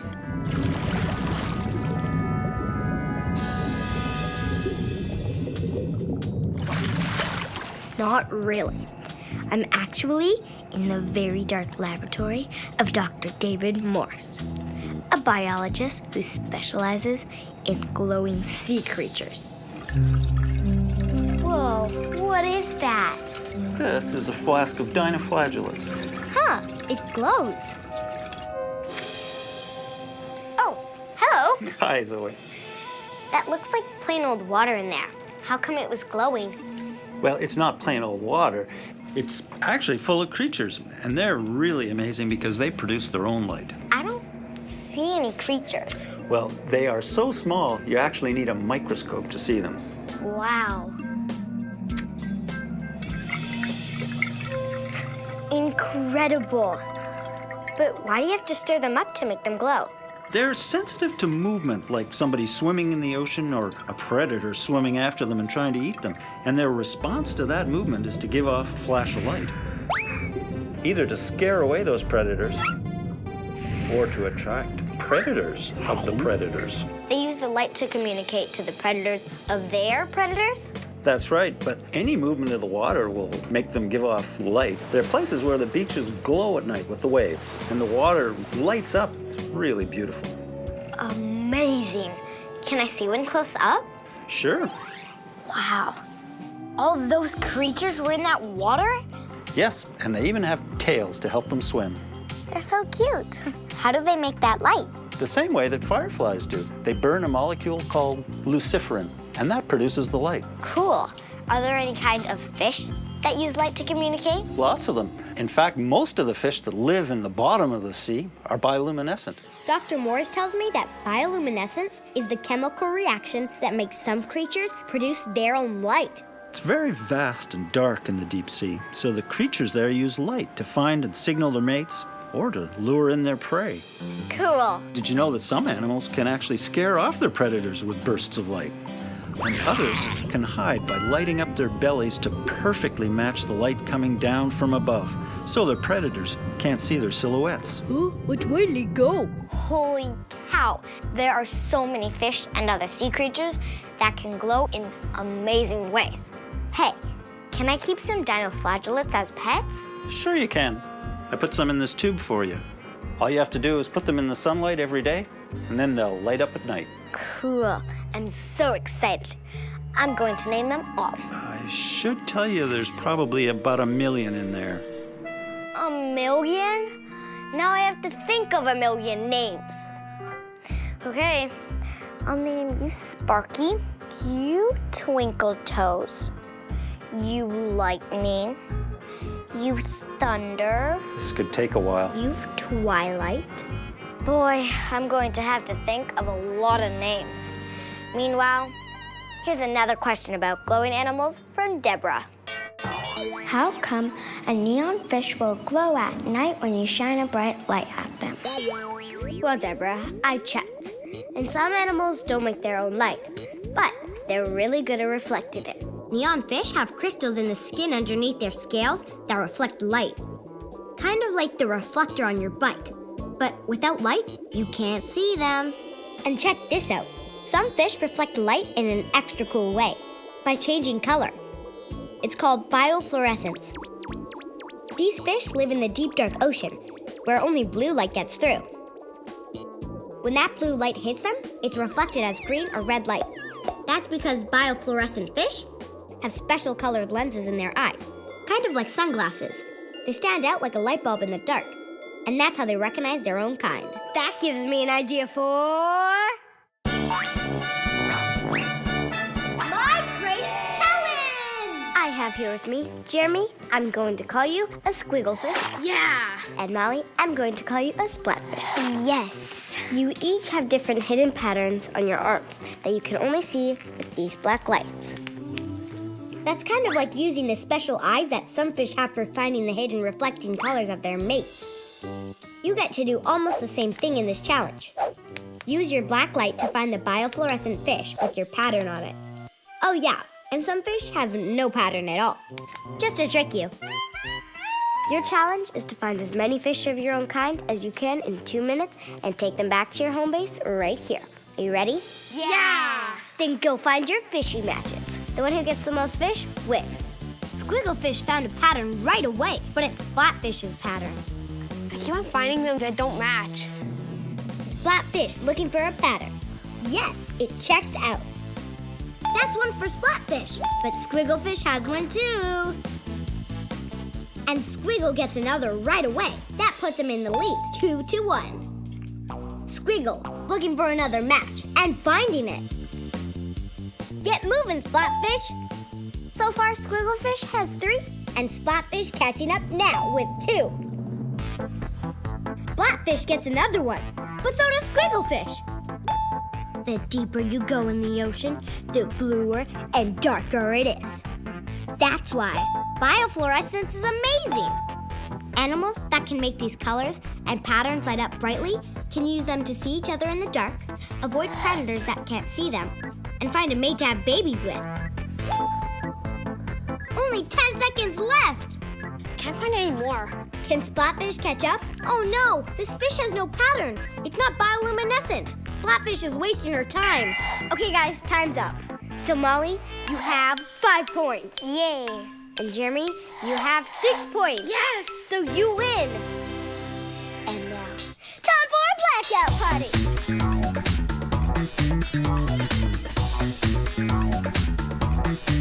This is almost as much fun as this question from Andeline.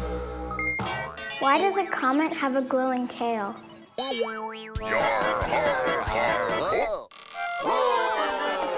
Earth Corner! No, no, no! This is a terrible sign. That devil star will bring us nothing but earthquakes and plagues of sickness. The rain will turn red with blood, and animals will be born with 2 heads. Run for your lives! And while you run for your life, do it in style with these Devil Comet t-shirts and buttons. Or commemorate the end of the world with a pendant. I've got every souvenir for the comet apocalypse at low, low prices. Pretty much every ancient culture in the world dreaded seeing a comet in the night sky. I found out that they thought the comets were sent by gods to bring war, illness, and destruction, and every bad thing you could imagine. Luckily, thanks to science, we know a lot more about them now. In fact, I've got some experts who are going to help answer your question, Andelaine. Please welcome astrophysicists from the McGill Space Institute, Robert and Gabrielle. Hi, Zoe. Hi, Zoe. Hi. Wow, what is this? This is dry ice. We're going to use it in a minute to make comets. Cool. It's actually extremely cold. Wow. Okay, so here are all the ingredients we need to make our very own comet. Like a comet cake mix. But I certainly wouldn't want to eat these cakes. Most comets have dirt and they have dust in them. So we're gonna use the sand here and the dirt and we're gonna mix it in the bag. And you can do the same with the dirt now. So we mostly think of comets as dirty snowballs in space. So we already have the dirty part, but for the snowball bit, we're gonna use some water.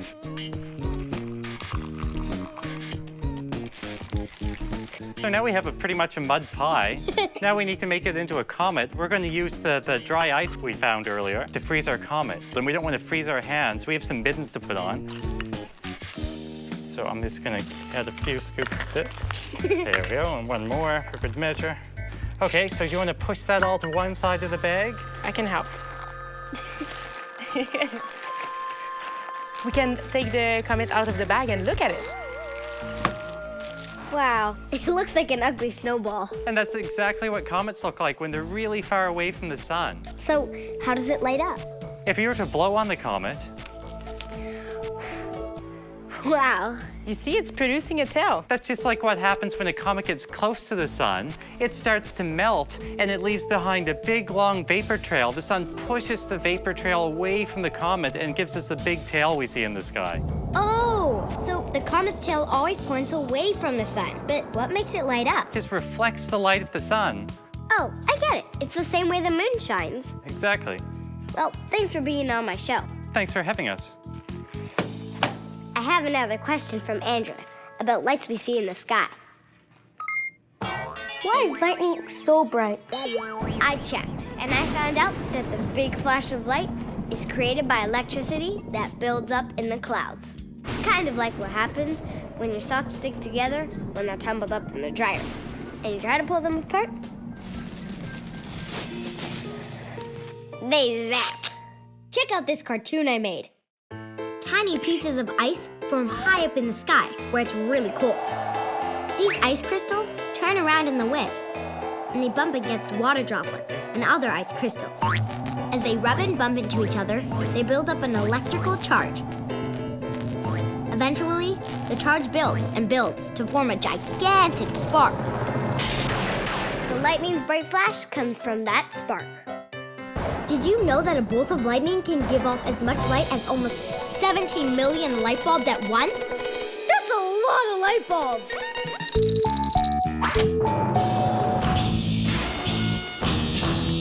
Uh-oh, do try this at home! Emerald and Linnea are going to show you how to make your own mini lightning with just a balloon and a spoon. Here's what you do. Rub the balloon on your hair till it gets good and staticky. You'll know it's ready when your hair stands up and sticks to the balloon. I think it's ready. Then in the dark, bring a spoon close to the balloon. Oh, there's a little spark. Wow, did you see that? It's tiny lightning. Bye, Zoe. nature has some cool ways to make light. What about us humans? Here's a question from Andrew. How did people see in the dark when there was no light? Tired of dark when day goes away? Try new fire stick. It light up your life.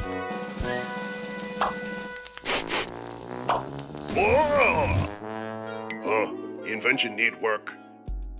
The first thing humans used for light was fire. But it's dangerous and burns out really quickly. But I found out that eventually we learned how to make it burn slower. We burned moss soaked in animal fat, which led to the first oil lamps. After that, we made candles out of wax. But when we figured out how to capture and control nature's electricity, everything changed. This is a perfect time for Sophia's question. How do you make a light bulb? How do I make a light bulb? Ding! I asked my scientist friend, Shakib, along with Daniele and Andrea. He knows how Thomas Edison made the first really useful light bulb back in 1879. It's important to do this with an adult because it can get a little bit dangerous. Andrea here is going to help me. So what I need you to do is take this toilet paper roll, tape my 2 alligator clips to the side of that. And Daniele, I'm going to have you use our thin piece of filament here, which is actually a piece of picture wire, and attach it onto our alligator clips. And now I want you to cover it with this jam jar that I cleaned out earlier. The last thing we'll need is some electricity to send through the filament so that it glows. I have a battery pack here. I'm going to connect. What do you guys see? Fire, light burning. Yes, we made a light bulb. Cool. Yeah. That's for sure. Uh-oh. Wow, did you guys see that? Yes, it just burned. The filament's completely gone, but we do have a way to make the filament last longer. What's in the jar, you guys? Air. Very good. So if we remove the air from the jar, we can actually make our filament last a little bit longer and have a better light bulb. So we've got a candle here, put that in here, and we have to attach a new filament. And what we're going to do with our candle is light it. So a candle requires a couple things to burn. Of course, it needs the fuel, which is the wax that we have in the candle, but it also needs air or oxygen to burn. If we use the jar and we cover our candle, what will end up happening is we won't have any oxygen left. Can you see that the candle flame starts to get a little dimmer? Yeah. And then it goes out and we get a nice puff of smoke. So then we know there's no oxygen left inside our jar. And I'll just connect the other clip here. And look, this time it lights up, but it doesn't burn because there's no oxygen inside. Edison tried a whole bunch of different filaments for his light bulbs, but it wasn't until he removed the air and created a vacuum inside that he invented the electric light bulb. And the rest is history. That was an awesome experiment. Thanks, guys. Bye. Well, when it comes to lighting up from fire to fish that glow, nature's had it figured out from eons long ago.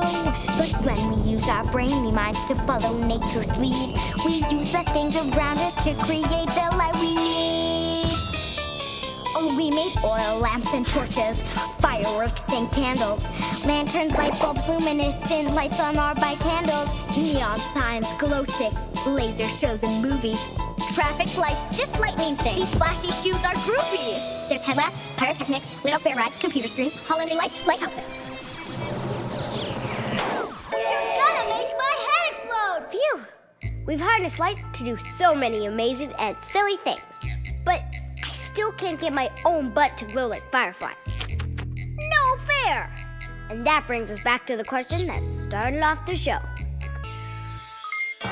If fireflies glow in the dark, why can't we? The big answer is... we actually do. Well, not enough to see with our eyes. Only just a tiny, tiny amount.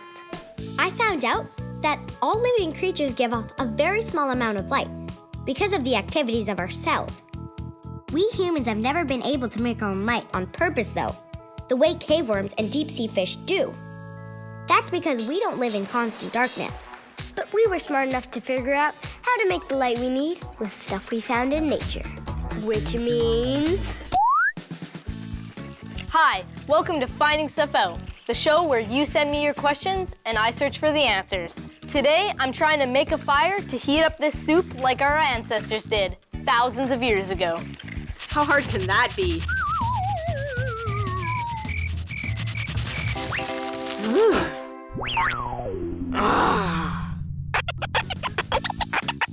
I've been at this for a while now, and I'm not getting anywhere. So instead of making fire, I'm just getting sore wrists.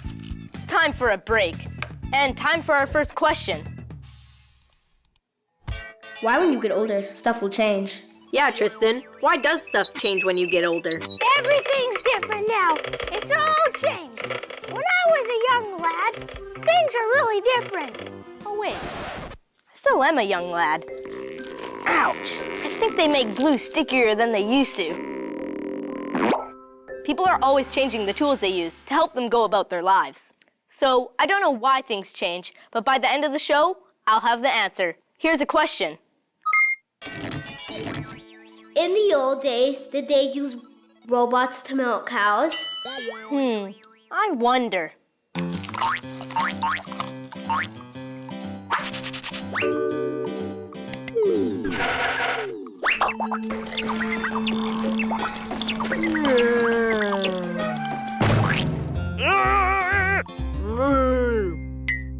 To answer your question, Adonijah, please welcome my special guest, Dr. Michael Bisson.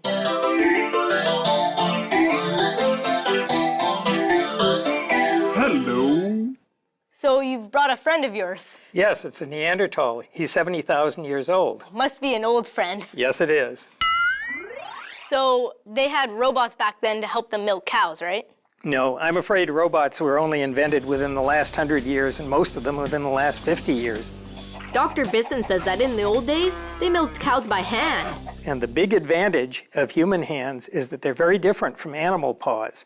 Humans have fingers and a thumb that can touch the tips. They're opposable, and they can make the actually fairly complex motion necessary to milk cows. So Adonijah, while they didn't have robots when we started milking cows about 8,000 years ago, humans did make tools for doing a lot of other things. And a robot is a very complex type of tool.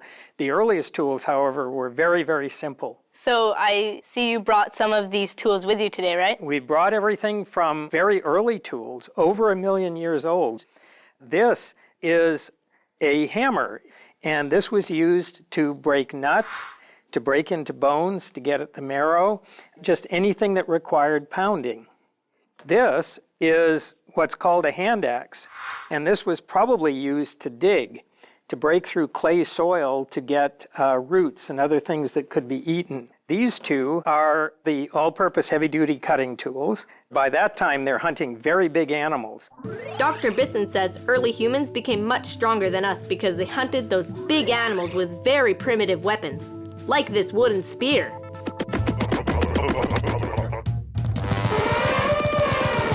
This is an exact replica of a spear that's 400,000 years old, and it was found with the bones of mammoth, of rhinoceros, and of horses. These tools are made by Neanderthals, by our friend here, and they are around 50 to 200,000 years old.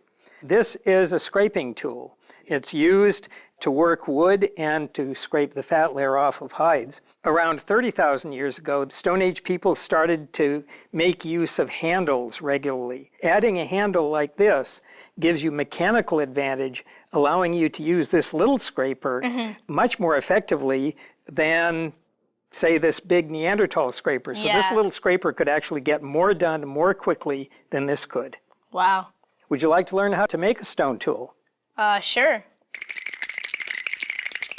Hold it and try to strike right there. First, I had to use this smaller rock to break a piece off this bigger rock. Yes. Whoa. You're natural. Good. So would you like to turn this into a scraping tool? Sure. Here we have a piece of bone. This is actually the antler from a moose. And you're going to take this piece and strike it along the edge and take off chips. Make it sharp. It's going to actually make it a little bit duller because when you're scraping a hide to clean the fat off it, you want a sharp edge, but one that's not too sharp, because if it's too sharp, it'll cut a hole in what you're trying to turn into clothing or something like that. So like and that. Here you want it on this side and at about that angle. So like. Yeah, very hard. Oh yeah, all the edges are coming off now. Perfect. So yeah, quit right there. You've got it. That's exactly the edge you want. So you've just made a Neanderthal tool. Yeah! Congratulations, you're a Neanderthal. Congratulations! Here's another question Michael can help us with. It's from Olivia. What did caveman write with? Yeah, what did cavemen use to write with? Cavemen actually didn't write at all because there was no written language. There was also no paper to write on. So they did, however, paint, beginning about 30,000 years ago, painted the walls of caves, possibly painted their clothing, possibly painted their bodies. So what did they make paint out of? They made paint out of natural things, out of clay, out of charcoal, and out of certain types of stone that when you crush and grind it, produce very bright colors. Here's a piece of iron ore. Try to draw something on that paper with it. Oh yeah, it's like brown sort of. It's a reddish brown, but notice you can hardly see anything. Yeah. Well, just a moment. When we take this piece and grind it on another piece of stone, it produces a red-brown dust that can be turned into paint. But how did they get it to stick to what they were painting? Water can be used sometimes, but also animal fat. And we don't have any animal fat here, but we have lard, which is a good substitute. Okay. So we'll just take a little bit of lard here. And I ground up some of the iron ore last night in this very small amount. So that's iron ore? Took more than an hour to grind, so this is a very long process. More than an hour? Yep. Wow. And then just mix it. Oh, now it's like a paint, like it's wet. And It's an actual paint. Cool. And this is the sort of thing that they use to paint cave walls. Ah. This looks like a cat's tail. Did they use fur as a paintbrush? Yes, it's possible. No brushes have survived from that long ago. There we go, a prehistoric smiley face. Excellent. So, thank you, Michael, for being on the show. It's been my pleasure. It's been a lot of fun. It was. My question is, who invented everything? The Flat Earth Corner! Humans will never be able to fly. If we were meant to fly, we'd have wings. I heard someone say that they believed that signals could be sent through the air. That's just crazy! And being able to talk to each other on some gizmo? Silly! And some people say you'll be able to record music and then listen to it later without the musician even being there. What poppycock! And other people think that one day we'll be able to watch some box in our home and see other people performing in shows. What, like this?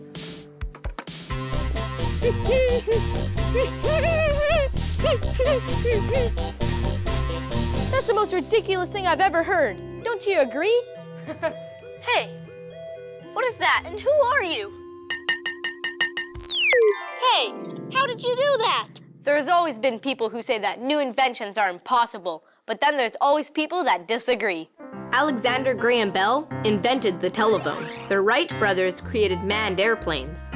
Guglielmo Marconi invented the radio. Thomas Edison perfected the light bulb and invented the gramophone, which was the granddaddy of the CD player.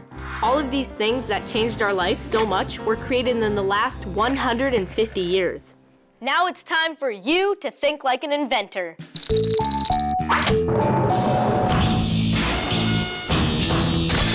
Uh-oh. Do try this at home.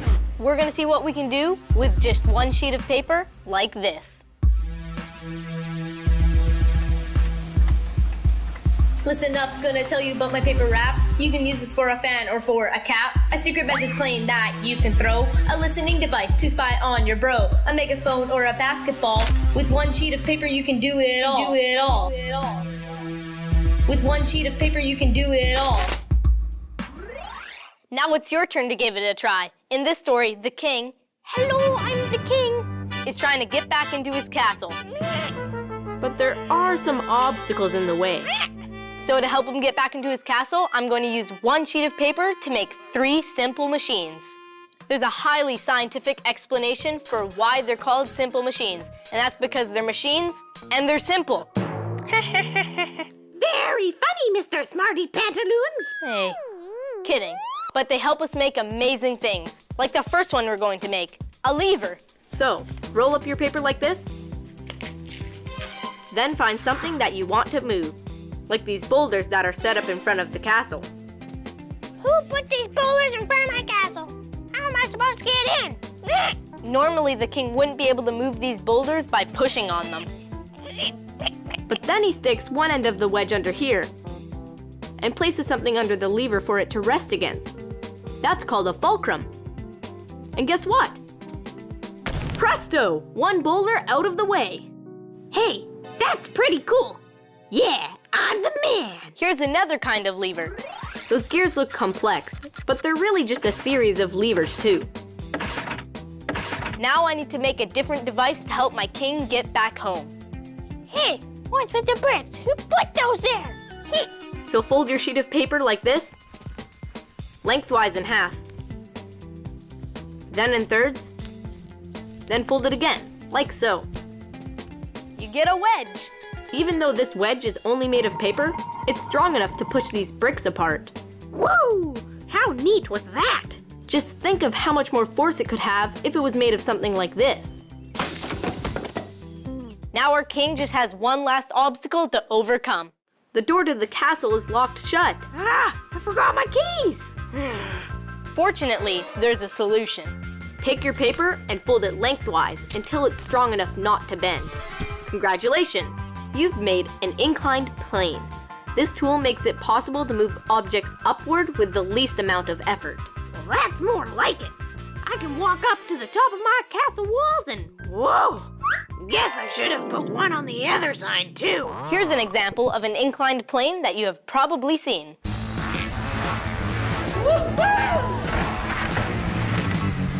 Here are ideas for tools that other kids would like to invent. If you could invent anything in the world that's new, so nobody's made it before, what would you make? A rocket skateboard. Some sort of shoe that could do anything that you want. I would make a flying car. Probably edible tape. A helicopter with airplane wings that can go back in time.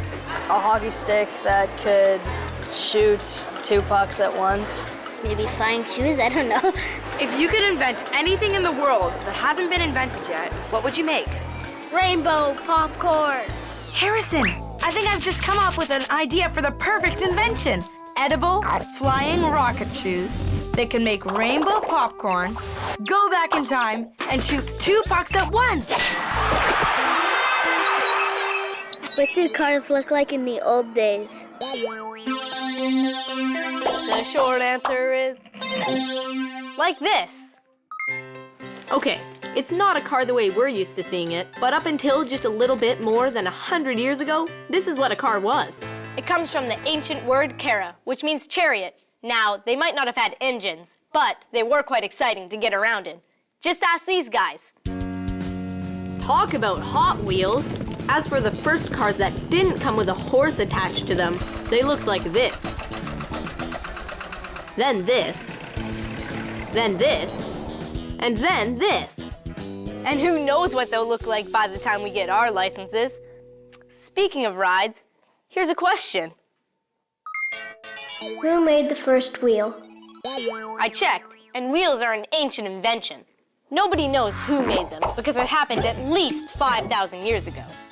They were probably first used on those carts we were talking about, but they're so handy that they're used on all kinds of things. Now it's time for... My Great Challenge! Welcome to My Great Challenge. Today, our contestants are Emma and Marshall. Okay, you have your catapults here and you're gonna try to fling your monkey as far as possible. There's 5 positions on the catapult. And where you put your peg, or fulcrum, in the catapult lever will affect how far your monkey will fly. Your job is to try to catapult your monkey as far as possible. And you have 3 shots at this. Are you ready? Yeah. Okay. Let's get started. Marshall putting his peg in the 2nd hole of the catapult, and Emma putting her peg in the 3rd hole. Marshall is gearing up for his first launch. Ouch! That monkey doesn't even make it to the grass. I'll put a mark where it landed. Oh, not too far. Let's see how Emma does. Emma preparing to catapult her first monkey. Oh, wow, Emma. I'll just mark where that landed too. Now for Marshall's second try. This time he's going for the third hole. And Marshall gets even farther. Emma putting her peg in the fourth hole. So let's let Emma go her second time. A little bit farther this time, Emma. Marshall chooses the fourth hole too. Even farther, good job. Emma has one more shot. She's chosen the second hole. Oh, no. The best place to put the fulcrum was in hole number 4. Well, it looks very close, you guys, but I think Marshall's the winner. Yay! Congratulations. What was the first house to be made? So let's see. Like Michael, the archaeologist, said, our ancestors didn't start making tools until about 2 million years ago. And then there's cave kids and their parents who didn't even know how to make paper to paint on. And wasps have been around for millions of years, since the time of dinosaurs. And they built houses out of paper that they make. Animals that knew how to make paper before humans did, millions of years ago, when dinosaurs roamed the earth. Ah! You're gonna make my head explode! It's true. Long before there were any humans at all, wasps made houses using paper. Paper is something we learned how to make only very recently. But wasps don't need tools to make paper. They can do it with their own bodies. But if you're talking about the first houses humans made using tools, they were probably like this. Early humans used stone tools to prepare animal skins and wood and bones to build their houses. I'm glad that's changed. I wouldn't want a dog to walk off with a part of my house. Now here's a question from Elijah. Why do machines make machines? To find out the answer to that, here's an experiment. Presenting, why do machines make machines? Nowadays, machines do most of the work in building these machines, cars. They weld the body parts together and move all the heavy car parts that used to be moved by humans. Using machines, we can build a car from scratch in less than 20 hours. So now we know after watching that video that machines can make other machines very quickly. But I'm gonna put robots to the test and see how quickly I can put parts on a car. Robots, stand back and see what humans can do.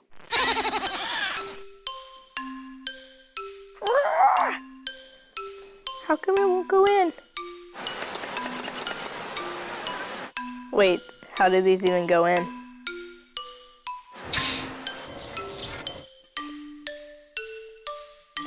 Whoa.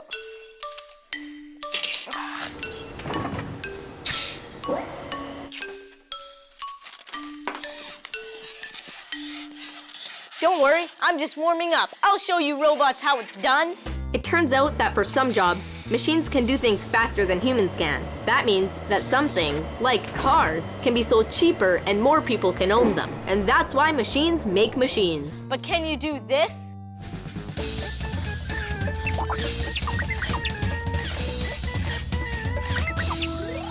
Well, we may not have reached a decision on who's the better dancer, but we have reached the end of my show. So it's time to answer the question that got this show started. Why, when you get older, stuff will change? The big answer to your question is... perfection. Yeah. It's human nature. Tools change very quickly. Take a look at these. Not one of them is more than 50 years old. That's younger than some of your parents. Look at this cell phone. Hello? Operator? Yeah, there's something wrong with my phone. It's too big! Look at this video game. It's one of the first ever sold. More than 35 years ago, this was as exciting as it got in the gaming world. Good times. In the swinging 60s, this was the space shuttle of calculators. Well, I never did get my fire to start, but fortunately, I have another way of heating up my soup.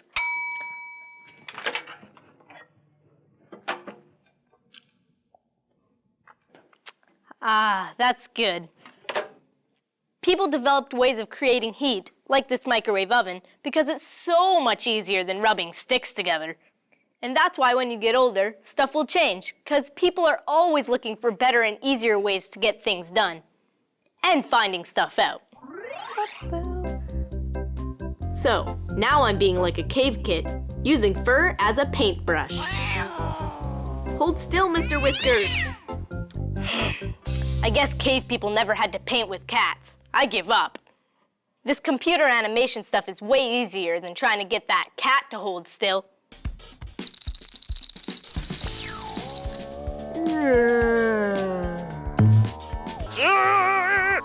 That's utterly ridiculous. See you next time for more Finding Stuff Out. I'm wearing a bandage because I cut myself on a thorn bush when I fell off my skateboard last week. Ah! Ow! The last 2 times I changed my bandage, it really hurt when I pulled it off. It made me wonder the same thing that Adriana was wondering. Why is there pain? I don't know why there's pain, but by the end of the show, I'll find out. Meanwhile, I have to change this bandage again. I just hope it doesn't hurt as much as it did last time. On second thought, maybe I'll change it at the end of the show. Now here's a question from Julia. Why when you get a bee sting, it gets all swollen and it hurts? To answer that, I believe we should go to the King of Stings, Dr. Justin Schmidt from the University of Arizona. Dr. Schmidt has been passionate about insects ever since he was a kid. He's been stung more than 1,000 times, all in the name of research. Dr. Schmidt? Hi, Zoe. What happened to your face? Is that what happens when you get stung too much? Well, I tried to learn all about stings. Professor Schmidt told me that when an insect stings you, it injects venom. And the swelling you get is an allergic reaction. It's your body trying to defend itself. Bee stings are probably the most painful that you'll run into. Now, if you want to come to Arizona, we can get you some real good stinging insects. Like what? Well, right here, we've got some harvester ants. They're just little guys. They hurt for not just 10 minutes like a bee sting does, but they hurt for like 4 hours. Not fun. They don't sound fun. So what else do you have? Well, we have some velvet ants. They're not really ants, they're wasps. And they're kind of cool, they squeak. They hurt really intense. So what did you do to find out which insect stings were the most painful? Well, in the process of being a biologist, you often make a mistake. Uh-oh, bad idea, because then you get stung. You might as well get some good information out of that, what it feels like, how long it lasts. And that's pretty much how I ended up getting stung by 83 different kinds of stinging insects. So what did you do after being stung by all those insects? I realized that this was useful information. Professor Schmidt told me that he invented a way of measuring pain from a bug sting that's used all over the world. A number 1, like a bee sting, is not too painful and only lasts for a few minutes. But a 4, like a bullet ant sting, super duper hurts and lasts for hours. So why is your research about insect stings useful? So we're trying to use stings which can cause pain to serve as tools, and we can cause the pain, and then we can try to see if we can block the pain with new medicines that we're making. And that makes all of us happier when we're not in pain. Thanks, Dr. Schmidt, for helping me find stuff out about insect stings. You're most welcome. It's been a pleasure talking with you, Zoe. Bye. Now, here's a question about pain in your brain. How do you get pain in your brain? Ugh. The Flat Earth Corner! How do you get pain in your brain? Here in 8000 BCE, doctors like me have solved the mystery. Headaches are caused by evil spirits stuck inside your head. But don't worry, using this state-of-the-art Stone Age technology, we pierced a hole in your skull to let the evil spirits out. Another satisfied customer. Hold still, this only hurts a bit, most of the time. Thousands of years ago, people thought demons and evil spirits caused headaches. past, people had strange ideas on what caused headaches and how to cure them. For example, tying a buzzard's head around your neck, or rubbing molasses and cow poop on your temples. Nowadays, we know that headaches aren't caused by demons. Now you tell me? I found out that it's not actually your brain that's hurting. It doesn't have any pain receptors, so it can't feel pain. But other areas in your head do have pain receptors and can feel pain. Now here's a question from Sabrina. Why does some food burn your tongue? Bah. Well, Sabrina, he's an expert on food that burn your tongue, and it looks like he has brought me some. Please welcome Lawrence Isaac. Hi, Zoe. I brought you a present. But they look like hot peppers. They are hot peppers. I figured we could try some. I hope they don't burn you too much. You make it seem so appetizing, but okay. Hey, it didn't burn me. So why didn't that hot pepper burn? It's actually because that one was one of the milder peppers. Every pepper's got different heat levels, which is measured in Scoville units. It measures the amount of water you need so that you don't taste the pepper anymore. Different peppers, different amounts of water. So the milder ones take less water to dilute them, and the spicier ones can take up to a swimming pool of water to dilute them. Cool. So for example, here I brought some sauces. This one would take, for every milliliter, about 1 liter of water to dilute it completely. That one's called a poblano pepper. It's not too bad, right? No. Now, if it was really spicy, what you would do is you could have either some yogurt, some milk, or some honey, because the fats in the yogurt or the milk cut the feeling of the heat, and the sugar in the honey would cut the feeling of heat too. So the second one I'll make you try is jalapeno. So this one is about 6 times spicier. So instead of 1 liter of water to dilute it, it would be about 6 liters of water. How's that? Oh, that's spicy! Do you want some milk? Yeah. Ah, much better. So what about the last one? This one is made with ghost peppers. This is one of the spiciest peppers on earth. So 1 drop of this would take about 140,000 liters of water to dilute it. It's very, very spicy. You want to try this one? I'm good. You can try it, though. Okay, I'll try it. So right now my mouth is watering. I feel like I'm gonna start sweating a little bit. Compared to the first one you tried, we're talking a lot more intense. So why are peppers hot? Because they don't want to be eaten. They have capsaicin in it, which is a chemical that fools our body into thinking it's hot. So they've developed this way of protecting themselves in nature from animals. Well, it didn't really work because we still eat them. That's true. Basically, what we've done is we've learned to adapt to it so we can handle the heat. And we even add it to our cooking, and it makes our cooking a little more fun. Well, thanks for being on my show, Lawrence, and helping me find stuff out about how some foods hurt your tongue. Thanks for having me, Zoe. Why do some people feel pain more than other people? To answer that, I came here to the Shriners Hospital for Children Canada with my older brother, Jaden. Hey, everybody! He's agreed to be embarrassed by letting everyone see that I can stand more pain than him. No way. Well, I guess we just have to find that stuff out, won't we? Hi, kids. Hi! This is Dr. Catherine Furland.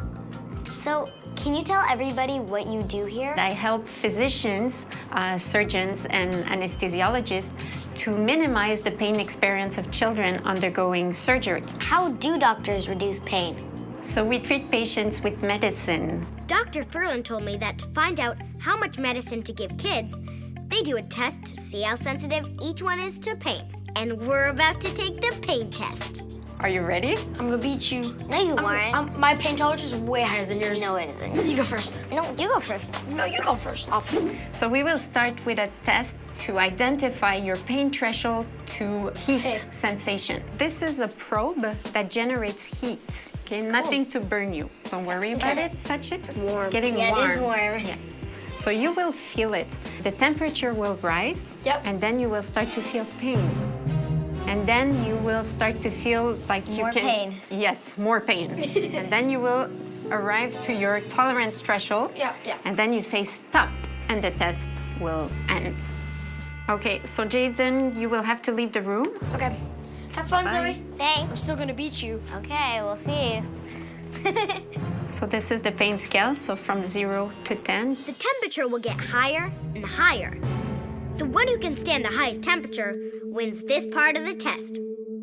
When I push the pain scale to 10, that means I can't take it anymore. So it's starting. Yeah, I can feel it's warm. Starting to feel a little pain. Dr. Furlan told me that because pain is different for everyone, doctors need to know how much pain you can take to know what kind of medicine to give. They don't want to take all the pain away because not feeling any would be dangerous. For example, if you have a broken leg and don't feel it, you can make it worse by moving it too much. Like, it hurts a little bit, but I'm still not at, like, 10. Almost at 10. Okay, I can't really stand it anymore. Okay, we're done. 44 degrees was the most pain I could take. That's what Jaden will have to beat. Okay, so now, Zoe, we will measure your tolerance to cold. Ooh, the cold. In this test, I have to keep my arm in icy cold water for 2 minutes. How do you feel? I would say maybe a 5. 5 on 10, okay. I'm supposed to say how much pain I'm feeling using a number between 1 and 10. How do you feel now? Maybe an 8. Oh, it's getting more painful. It's pretty cold. Whoever ends up with the lower number felt less pain and wins this part of the test. And now? Maybe a 10. And we stop the test. Okay, so it was painful. Yeah. Ooh. Okay, Jaden. Ow! I haven't turned it on yet. You're ready? Ready. Okay, let's start it. Okay. It's getting warmer. It is getting warmer. Oh, it's starting to hurt a little bit. It's about a 6. Whoa. Oh, that's too hot. Completely stop. Wanna stop? Yep. Oh, it's so cool how it just stops like that. Let's do it. Whoa. So how do you feel from 0 to 10? 4. It's so cold. I feel like I'm in Antarctica. And now? 5. So it's increasing, the pain is increasing. Again? I think I would say 7. It's like... Okay, the test has ended. That was pretty awesome. I won because I'm the greatest, right? I mean, you're the best, but I'm better than the best. Only one best can be the best. Okay. Hi, so I have the results. Okay. Ready for this? Bring it on.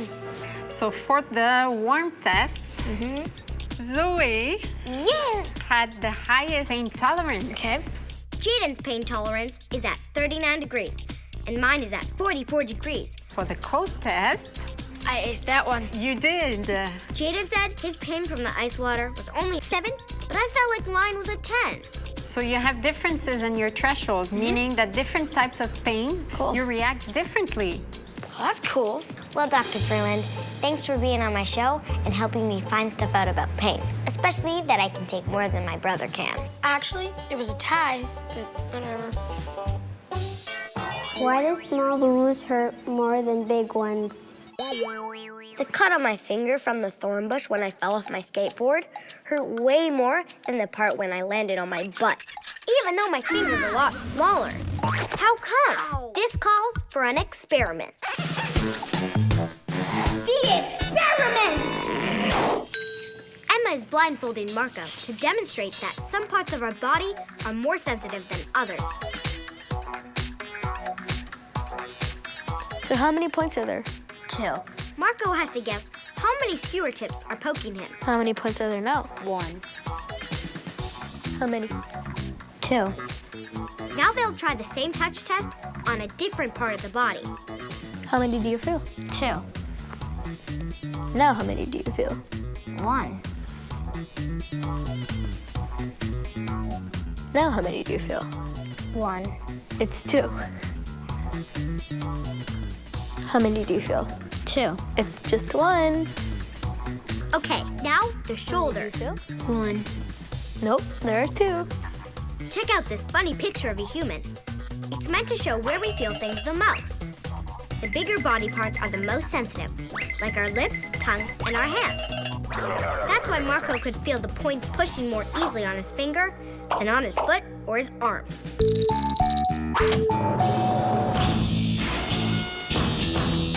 Uh-oh, do try this at home. When you get hurt, do you ever have the urge to rub the part that hurts? I found out that rubbing where you were hurt really does reduce how much pain you feel. If you get your fingers slammed in a door, shaking your hand also helps. All this rubbing and shaking activates nerves that help block pain. Just don't smash your hand when you're shaking it around. Ow! All this pain relief gives me an idea for... My Great Challenge! I'm Dr. Zoe, and today on My Great Challenge, I have 2 challengers, Gamu. Hi. And Emanuela. Hi. So today's challenge is about pain. Gamu, what was the most painful thing you experienced? I was skateboarding and then I slipped and banged my head. Emanuela? I was walking and I missed a step and fell in my pool. You guys really have big experience with pain. But your job here is to help your patients avoid pain. So I'm gonna ask you some multiple choice questions and you'll have to answer with A, B, or C. Are you ready? Yeah. Okay, Gamu. Your patient has a terrible migraine headache. Do you A, drill a hole in their head to let the evil spirits out? B, have them brush their hair with an electric hairbrush to relieve pain with magnetism? Or C, give them headache relief medicine? C. I feel better. You're right. Yes. Your turn, Emanuela. So your patient has fallen off their scooter and bruised their butt. How do you lessen the pain? A, with heat, B, with an ice pack, or C, with some really funny knock-knock jokes? B. I feel better. You're right. Question 3. Your patient pulled a muscle while playing leapfrog. How do you lessen their pain? A, with heat, B, with an ice pack, or C, treat the area with snake oil? B. Ow. Sorry, Gamu. It's wrong. Okay, Emanuela. A. I feel better. You're right. Heat is better than cold to soothe sore muscles, while cold helps injuries like scrapes and bruises. Okay, Emanuela, your patient has banged their hip walking through a doorway. Should they A, gentle rub it, B, apply leeches to the area, or C, hang a buzzard's head around their neck? B. Apply leeches to the area? Ow! Sorry, that's wrong. Gamu? A. Gently rub it? I feel better. That's correct. So you both have 2 points. So this last question is the tiebreaker. So Manuela, your patient has been stung by a jellyfish. Do you relieve their pain by A, washing the area with salty seawater, B, putting fresh water on it, or C, putting calamine lotion on it? C. Ow! Sorry, that's wrong. Okay, Gamu, this is your chance to win. A. Washing the area with salty water? I feel better. That's correct. You win the game. High five.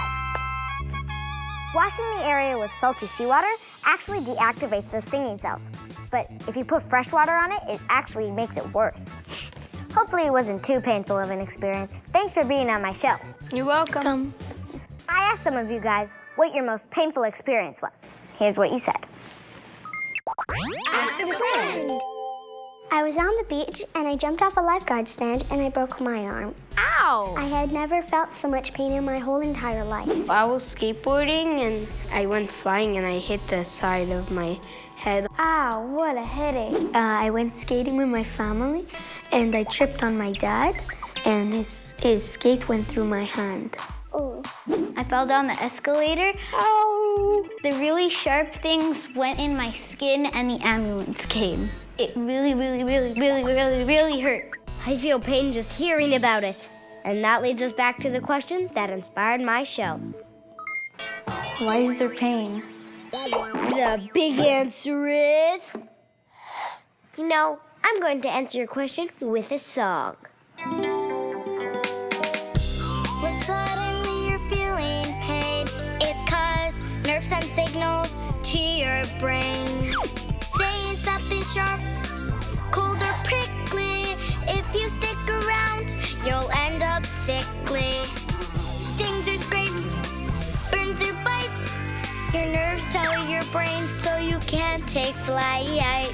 You might wish you didn't feel those things in your brain, but you need to get a warning, and that's why there's pain. Yes, you need to get a warning, and that's why there's pain. Yes, you need to get a warning, and that's why there's pain. Pain is our body's way of warning us that something is dangerous or bad for us. Like if we touch something too sharp, or too hot, or even too cold. It also warns us if we're sick, like if we get a sore throat. So we know to get help from a doctor and slow down to let our bodies heal. Speaking of that, I'm ready to take off this bandage. I just hope it doesn't hurt like the last 2 times I changed it. Hey, it didn't hurt. My cut's healed. Now I don't feel pain in those pain receptors. Glad to hear it, Zoe. Thanks. And thanks for watching my show. I can't believe that didn't hurt a bit. Ow, my knee! Welcome to Finding Stuff Out. I'm on a trampoline with a popsicle and earmuffs because of some questions I got. Starting with this one. Sorry, it's just a bit tricky to get my remote without dropping my... popsicle. Is there anything left to discover or invent? I don't know, but by the end of the show, I'll find out. Meanwhile, I wish there was an invention that could keep me from dropping my popsicle while I click my remote, because I have another question. Not again. You know, I'd like to invent something one day. Do kids invent things? Yes, kids do invent things. And that's why I'm jumping on a trampoline with earmuffs and popsicles. Because all 3 of those things were invented by kids. I found out that 15-year-old Chester Greenwood invented earmuffs in 1870 because his ears got cold when he went skating. Frank Epperson was only 11 when he invented popsicles. George Nissen was a teenager when he invented the trampoline, which he later taught a kangaroo to jump on with him. Jumping with a kangaroo wasn't an invention or a discovery, but it was pretty cool. And kids invented other amazing things too. Like glow-in-the-dark paper, braille that allows blind people to read, an invention that would later become a TV, or a flashlight that turns body heat into light. No batteries required. Okay. Maybe I can invent a hands-free way to hold my popsicle on the trampoline. Maybe not.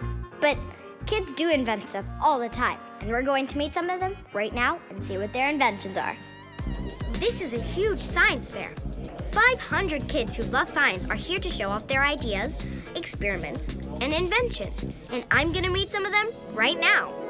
Hi, Dylan. So what's your invention? My project's about generating power from the sun without using solar panels. The way I'm doing this is using mirrors. So the sun is hitting these mirrors, reflecting back, and creating a superheated spot. That's hot. My dish needs to be facing the sun at all times. So I developed my own active tracking software.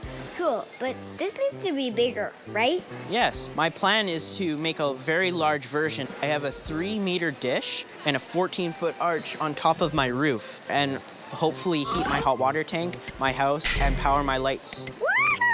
Wow, free energy. Exactly, free energy. This is my passion, and it feels amazing. It is amazing. Good luck. Our next inventor made something that doesn't use the sun, but it definitely is out of this world. Hi. Hi, Zoe. My name is Eunyoung Kim, and I invented a glove that's for astronauts to use on Mars. Whoa. Since Mars is so dusty, my glove helps astronauts pick up their tools because basically they're blind on Mars. So there's sensors built into this glove, and when the sensors get close to an object, it sends signals to this small computer that makes the glove vibrate. Do you think NASA will want to use your invention? Yes, I think it's a good opportunity for NASA to use this glove when they go to Mars. Woohoo! Let's hope they do. Now here's an invention that you definitely don't need gloves to use. Hi. My name is Deho Daniel. I'm from a First Nations community called Gahnawage, and my project is the door pedal. The door pedal allows you to open up your door using your foot instead of your hands. Cool, but who uses it? I went to my local hospital and I allowed a nurse to try it out because there's lots of germs in the hospital. She said it was very sanitary because she doesn't have to touch the door handle anymore. And also at my grandmother's convenience store. So now when she's bringing big, heavy things into her store, she can now just open it with her foot. This should open doors for me.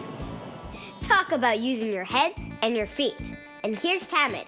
He invented a wheel that can adjust to any road condition. You can see that the wheel is a complete circle right now. You can see it changes into something very, very spiky. I've spent many weeks, months on the computer screen trying to get my parts to fit together, and when it finally did, when the wheel was finally able to turn and also change shape, it felt great. Woo! This really works well in sand, in snow, in mud, but then when you come back to a highway, you're able to press the button again and get it back to a circle. Well, that's like reinventing the wheel. Thanks. Now here are two people who also took a really old invention and made it into something new and amazing. Hi.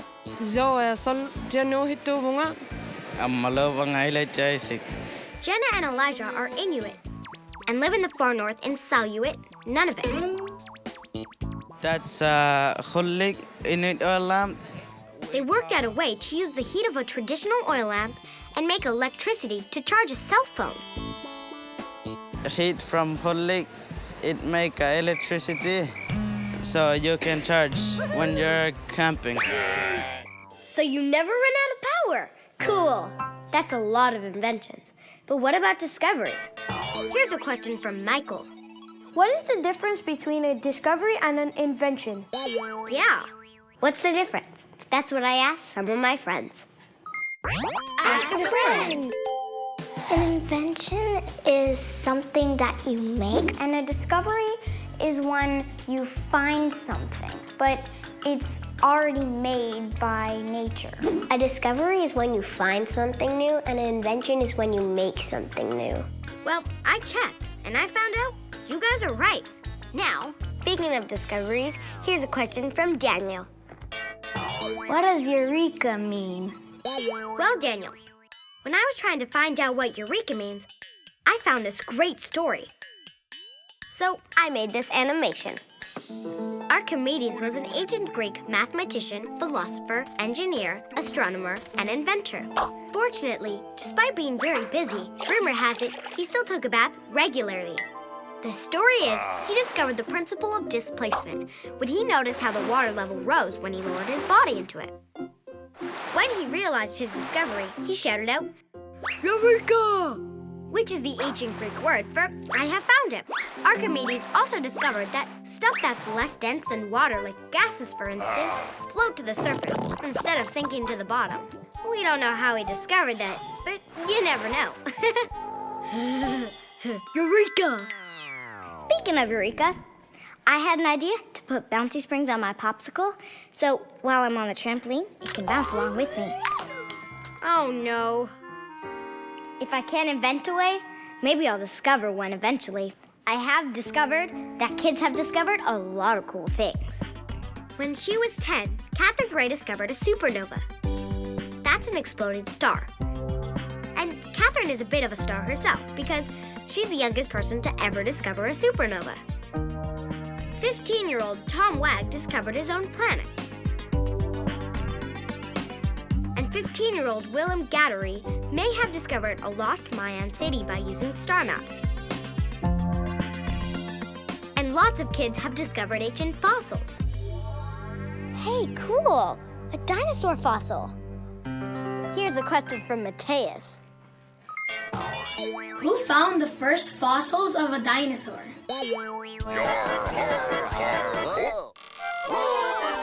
Flat Earth Corner!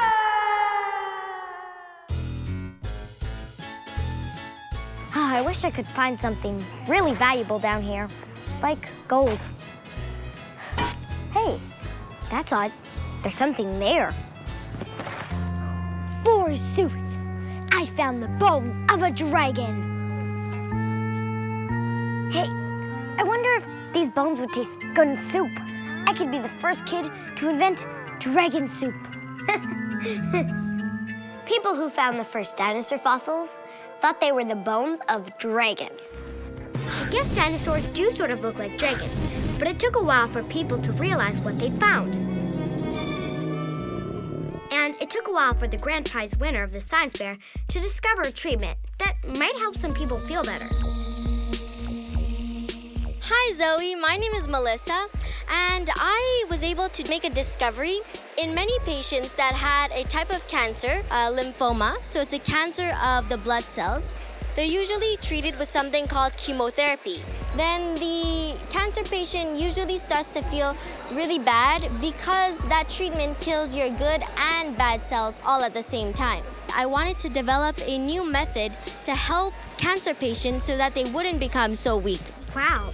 What inspired you to do that? I have an uncle who has cancer. I also have many friends who are related to other people who also have cancer. So it affects many people, and I wanted to do something that would help a lot of people. I still have a lot more research to do, and hopefully one day be able to really make this treatment available for everybody. Good luck. Thanks, Melissa. Now I'm going to meet some inventors who also had a very personal reason for making their inventions. This is Samantha Gray and Tegan Kay. They also wanted to invent something that would help people. Wow, this isn't like any other boot I've ever seen before. We were inspired to invent it by one of our friends who is almost always getting hurt. She has a lot of accidents. She fell off a trampoline once. She fell off her bike. And a fence. So I'm guessing this boot doesn't prevent injuries. What does it do? Our friend was always getting cast, and when she was going out in the rain, it would always get wet, so we wanted to make a boot so she didn't have to get her cast wet. And the whole cast can fit inside, and it just does up. To try it out, I put on some extra heavy socks so it'd be like I have a cast. Now you can put the boot on and see how it works. Cool, no laces. How does it feel? It's comfy. I could see how this could hold a cast. Ta-da! In the beginning, our invention was going to be on a shoe, but the shape wasn't right. So we picked a boot. And when we were making the boot, some of the glue wasn't strong enough, so we had to get new glue. And first, when we were doing it, we used magnets like this on one side and washers on the other side, but it wasn't strong enough. So we decided to use magnets on both sides. Okay, now I'm going to put your boot to the test. So my foot won't get soaked? Not a chance. Definitely not. Okay, I'm gonna go a little bit more daring. Hey, my foot isn't wet. That's awesome. It's actually meant for puddles, but it works in the shallow end. What's next for you inventors? We would like to add some reflectors to the boot to make it more safe at night. And add some cool designs to make it more fashionable. And we also have come up with a logo. Puddle jumpers. Awesome. So Samantha and Tegan were inspired by trying to keep things dry. Now here's an invention created by someone who wanted to make sure people could get wet when they need to. Rachel Brower won medals at 2 science fairs, including a gold medal for her very watery invention. Hi, Rachel. Hi, Zoe. So what did you invent? So this is a water pasteurization system for third world countries. It removes the bacteria and impurities from water, making it safe to drink. What inspired you to make this? So a couple years ago, when I was 11, my family went hiking in New Hampshire. We saw the lakes and the rivers, but then we saw the contaminated do not drink signs. And at the same time, I was reading the I'm Malala book. And in this book, many women and girls are dying from the cholera outbreak. So I put the two things together and I decided I wanted to make a difference. Cool, so how does it work? So first the water is pumped from a water hole or lake, and then it runs through this basic cotton and charcoal filter system. Once it runs through this system, the 2-liter bottles are filled up, and then you would remove them from the system. What did you find difficult? So though the system removes the impurities, I found that bacteria is also found in water. That's when I designed this novel color-changing wax indicator. So once your 2-liter bottles are removed from the system, you'd place this inside and then place your bottles on a piece of corrugated tin roof. The sun will heat the water to 40 degrees Celsius, and this blue wax will change from dark blue to light pink, indicating that the water's heating up. Then once that water reaches 60 degrees Celsius, this will melt and run into the second vial, indicating that the water is safe to drink. Wow, that's awesome. So what's next? And this summer, my system will be tested in Kenya and Pakistan. Do you have a message for kids who'd like to invent stuff? Find something you're passionate about, and just because you're a kid doesn't mean that you can't make a difference. Thanks for being on my show and showing us your invention. Now here's a question from Yasmina. How many discoveries and inventions are there in this world? How many inventions and discoveries are there? Let's see. Electricity, fire, air conditioning, toilet paper, the printing press, vaccines, head getting warm, refrigeration to keep heads from getting warm, eyeglasses, internet, jet engines, airplanes, helicopters, rockets, compasses, calendars, cars, radios, cranium getting hot, brain starting to overload, pasteurization, telephones, boats, motors, cars, radio, cranium getting hot, DVDs, drones, bootcamps, synapses firing like a laser. Oh no! Ah! You're gonna make my head explode! The truth is, nobody really knows how many inventions and discoveries there are, because there have been so many throughout history. And this gives me an idea for a song.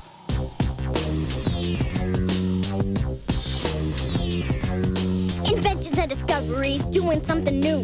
They help us do things that we wanna do, like dreaming up a robot to help us clean our room, create a kind of rocket to take us to the moon.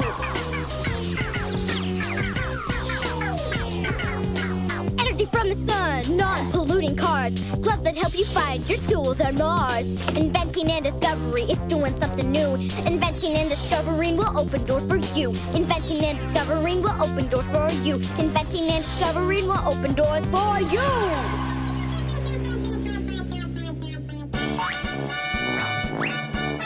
My Great Challenge! Today's challengers are Anjali and Logan. Yay! Versus Stefano and Sasha. Yeah! I'm gonna show you some weird inventions, and both teams have to guess what they are. If neither team gets the answer, you get a clue. The team that gets the most correct answers wins. You ready? Yeah. Okay, you girls are gonna go first. Okay. I think it's like for the baby to go inside.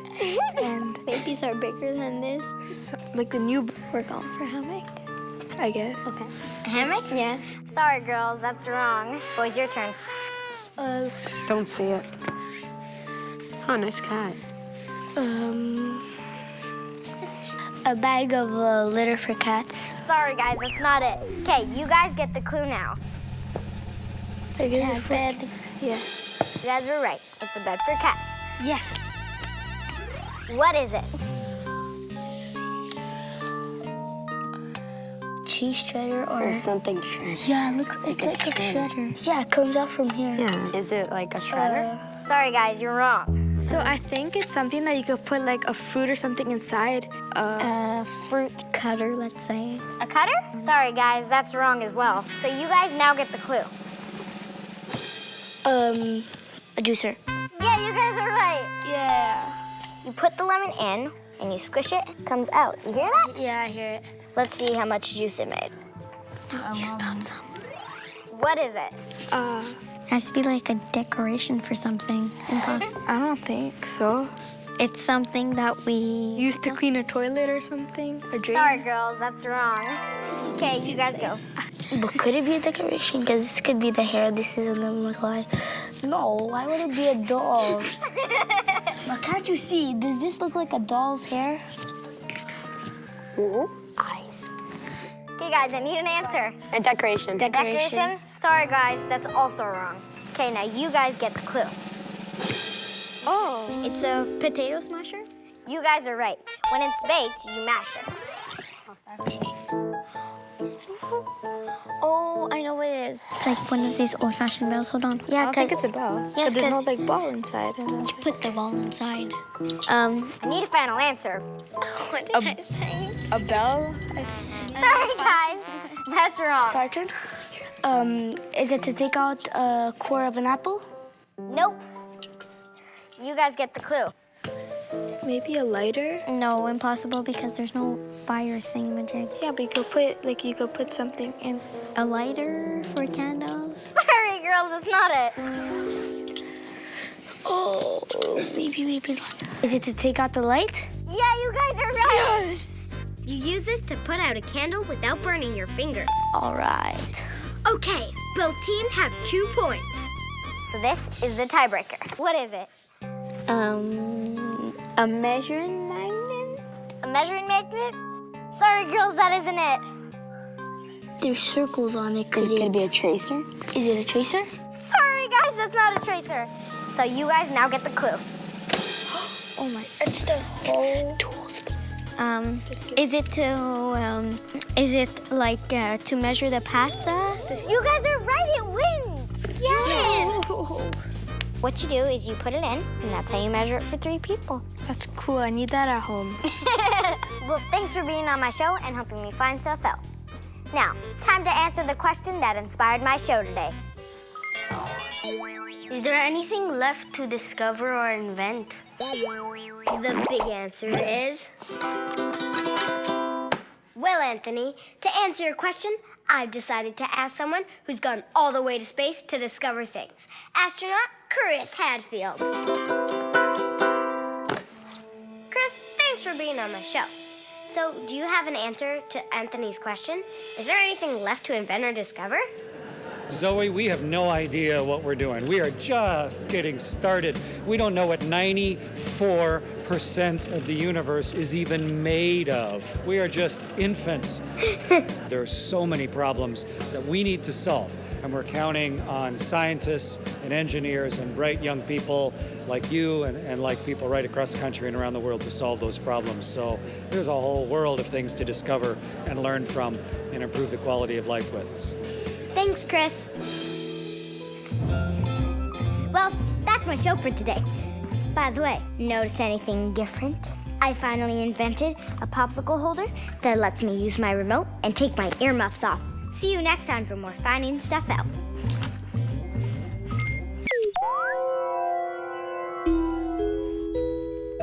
Check out these new chutes. Great job, Freddie. Oh, Jerry, you're looking a little thirsty. But don't worry, Zoe to the rescue.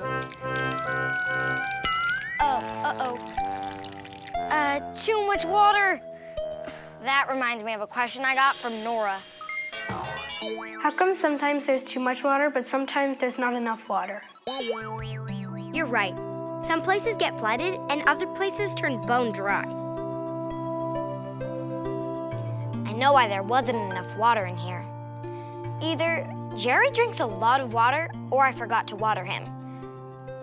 Yeah, I forgot to water him. And then I wasn't paying attention and I gave Jerry way too much. So to answer your question, I've come here to Science World to meet Brian, who knows a lot about water.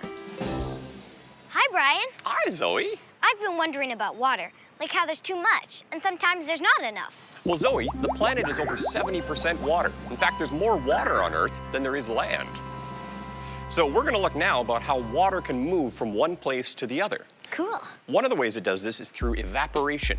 Big lakes and oceans, the water will heat up and travel up into the sky. Oh, forming clouds. Yeah. Safety first. Thank you. We're going to try the same thing using a little bit of rubbing alcohol. This evaporates very easily. Ready? 1. Pumping air increases the pressure and heats up the gas. We're gonna release all that pressure when we pull out the nozzle. That makes the gas cool down fast and transforms it into tiny droplets of liquid, which form a cloud. Got it. We let the pressure go, temperature goes down, and we have a cloud in a bottle. Cool. Look at that. That is awesome. Same thing happens with real clouds in the air. When water warms up, it evaporates into a gas. When that vapor rises and reaches the sky, it cools down and turns into clouds, which are tiny droplets of water that always find their way back down to Earth.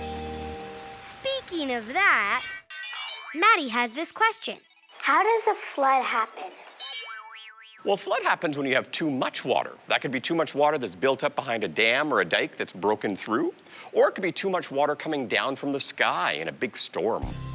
So Zoe, I've brought you a house and a beautiful lake here. Where would you like to place your house?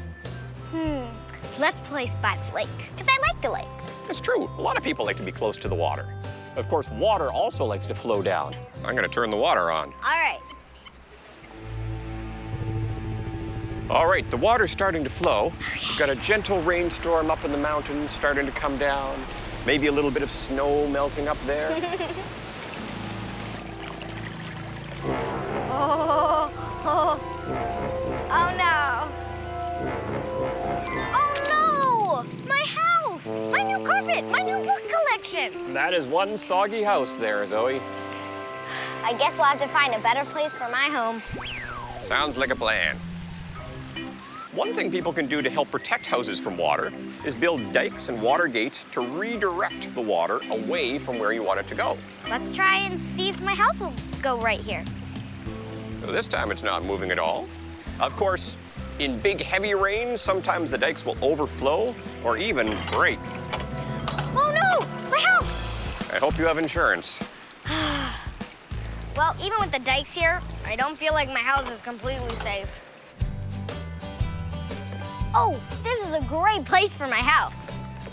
Looks good, Zoe. Nice high ground, safe from a flood.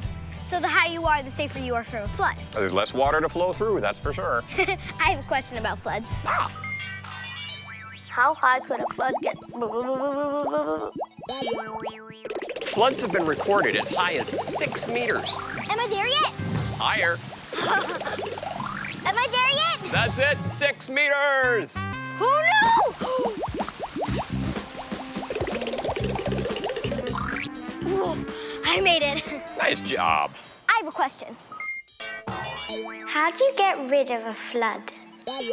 That's a great question. As the climate's changing, a lot of people are thinking more about how they can prepare themselves for a flood. In fact, here at Science World, we're looking at the water levels around us and realizing they could go up as much as 1 to 2 meters. Well, then what do you do in a flood? The main thing is to stop the water from coming in and dry out the areas that have been affected. This could be using big blowers, heaters. One of the main things is make sure you get all of the moisture out of carpets, furniture, walls, because you don't want any mold starting to grow inside. Everything has to be completely dry. Well, thanks for the tips. I think it's time we tested them out. Yeah. My Great Challenge! Today's challengers are Ophelia and Nick on Team Turbulence. Team Turbulence! And Cecilia and Louie on Team Wildwater. Team Wildwater. When I say go, I'm going to release the marble floodwater, and your job is to swoop in and save the day by directing the flood away from your houses below. The team with the fewest marbles around their houses by the end of the challenge wins. Are you guys ready? Yeah! Okay. And go! Oh! No, no, no, no, no! No, no, no, I swear! Come on! I'm not going here! Challengers have 2 ways to stop the flood. Using their sandbags, they can divert the rush of the water marbles onto the other team's side or into the drain holes on the edges of the river. No, no, no! Come on! I'm not going here! Trying to push the marbles upstream is useless. They're only going to go back down. Water is really hard to stop. Come on! No, no, no, no, no. That's it. No more water. Judging by the number of marbles around the houses, it's clear that Team Turbulence won. Yay, Team Turbulence! Good job, guys. You fought the flood like superheroes.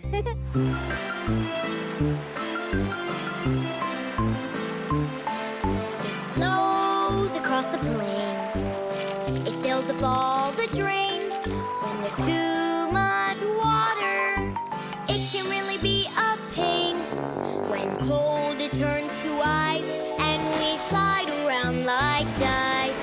There's snow that's fun to play in, but ice storms are less than nice. Oh yeah!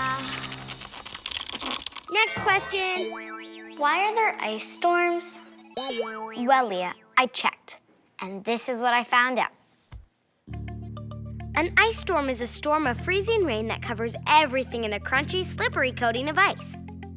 It happens when frozen rain falls through warm air, which melts it, before hitting the cold ground, which freezes it. This forms a layer of ice on trees, cars, a sidewalk, everything. That's why it's always important to check your weather forecast so you can be prepared for anything. But what if you can't look up the forecast? That reminds me. How do animals survive in a wild weather? Oh no, a dog can't look up the weather. A cat can't check the forecast. A moose doesn't have a weather app. An elephant can't look up the temperature. Who warns the porcupines and the monkeys? You're gonna make my head explode! Whew. Some people think animals have a sixth sense because of all the crazy, cool ways they predict and survive wild weather.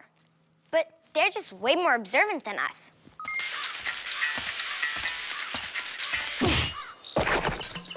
Animals tune into the world while we humans have trouble paying attention. Bees sense changes in the air pressure that often lead to rain, so they know exactly when to head inside. Sharks notice big temperature changes in the ocean, meaning the storm's coming, and swim to safety.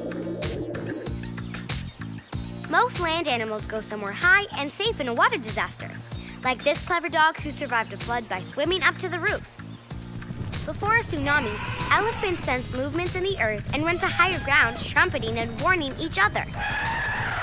I wish I had a built-in trumpet to warn people of tsunamis.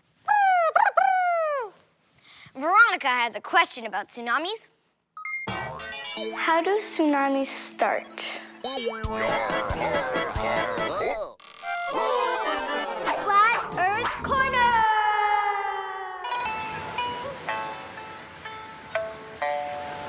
Konnichiwa, people. Did you know the word tsunami is Japanese? It's from su, meaning harbor, and nami, meaning wave. Here in 7th century of Japan, we believe Namazu, a giant catfish, lashed its tail, making a giant wave.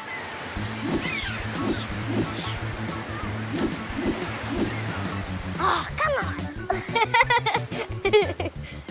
We know now, rather than a giant fish, tsunamis are caused by natural events, like landslides, volcanoes, glaciers breaking, and earthquakes. Whoa! Whoa! Whoa! I found out that when the earth moves, water moves to fill the gaps. In a powerful earthquake, the earth under the ocean can be lifted or dropped, which causes gaps. The water above it rises and makes giant waves across the ocean. As the water moves closer to shore, waves get bigger. A tsunami can move as fast as 1,000 kilometers an hour. That's faster than a jet plane. The experiment! My friends made a tsunami simulation. Hi, guys. Hey, Zoe. Hey, Zoe. So how do you make your tsunami? First, we use newspaper, dirt, and sand to build our beach. Then we add some houses and trees to make it more realistic.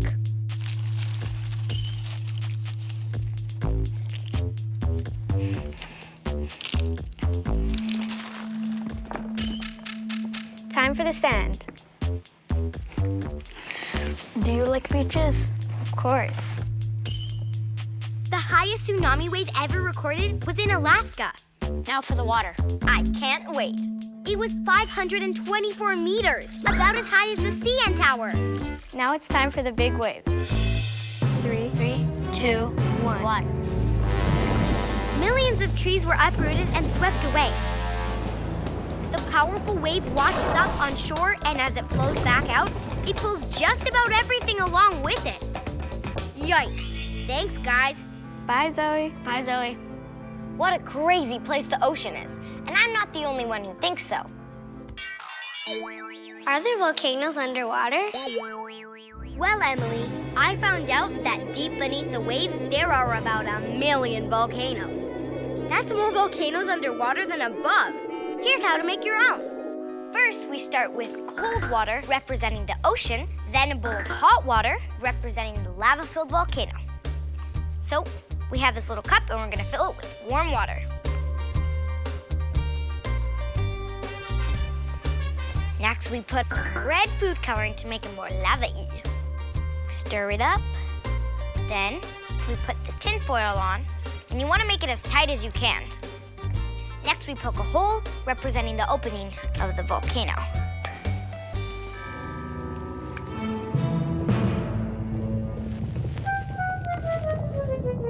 Whoa!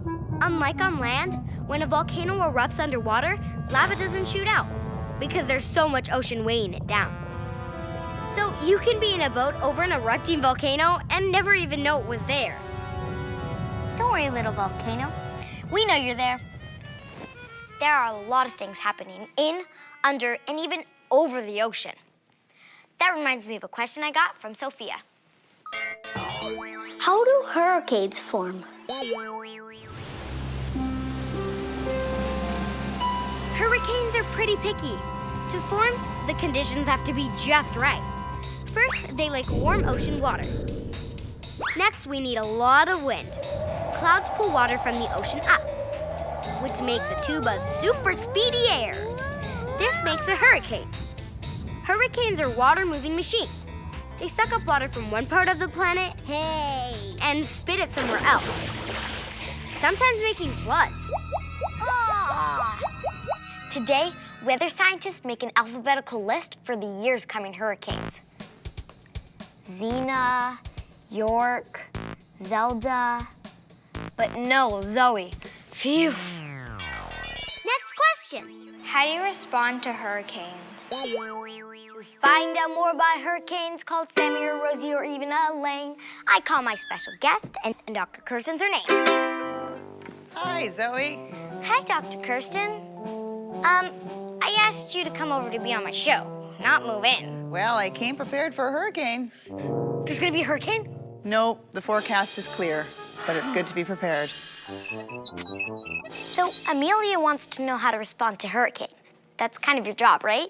That is my job. In fact, my job is not only to respond to hurricanes, but to respond to natural disasters or humanitarian emergencies all over the world. Wow. I have some pictures of the places I've been. There's one from Haiti, the Philippines. Both countries were affected by earthquakes and hurricanes. That's crazy. Sudan, which is affected by drought. So, it must be hard working in natural disasters. You know what? It is tough because you don't have the luxuries that you have in your own home. So you have to bring everything for yourself. So it's kind of like camping in a way. We bring our own sleeping mats and, of course, our own sleeping blankets or sleeping bags. In some of these countries that are affected by hurricanes and a lot of water, there are mosquito breeding grounds, which can cause disease. So it's important to bring our own mosquito nets. That keeps us safe from getting mosquito-borne illness at night. Something else that we bring is our own food, because in a lot of these places, people don't have enough. So this is called a ready-to-eat meal. It's one prepackaged, dehydrated meal. All you need to do is reheat or add water, and you're ready to go. You even bring toilet paper? Yes, we do. Often in these places, the toilets have been destroyed or they don't work. And so we bring our own toilet paper, but we also bring this system called a pee-poo bag. So these bags are biodegradable and they can be used for human excrement, feces, or urine. And you put your paper inside, wrap it up, and you put it into a pile, and that it can be used for fertilizer for future agricultural initiatives. That's weird. Practical, doesn't leave any waste behind. We also need to bring our own ways to make water clean. In these places where there's a lot of water, like in a hurricane, all the water gets mixed together. So often it's not safe to drink. Yeah. And so what we often do is bring these kinds of devices where we can actually put a filter into dirty water. Wow. And it filters out all of the bad stuff, and you can pump your own water that's safe to drink, just like that. Wow.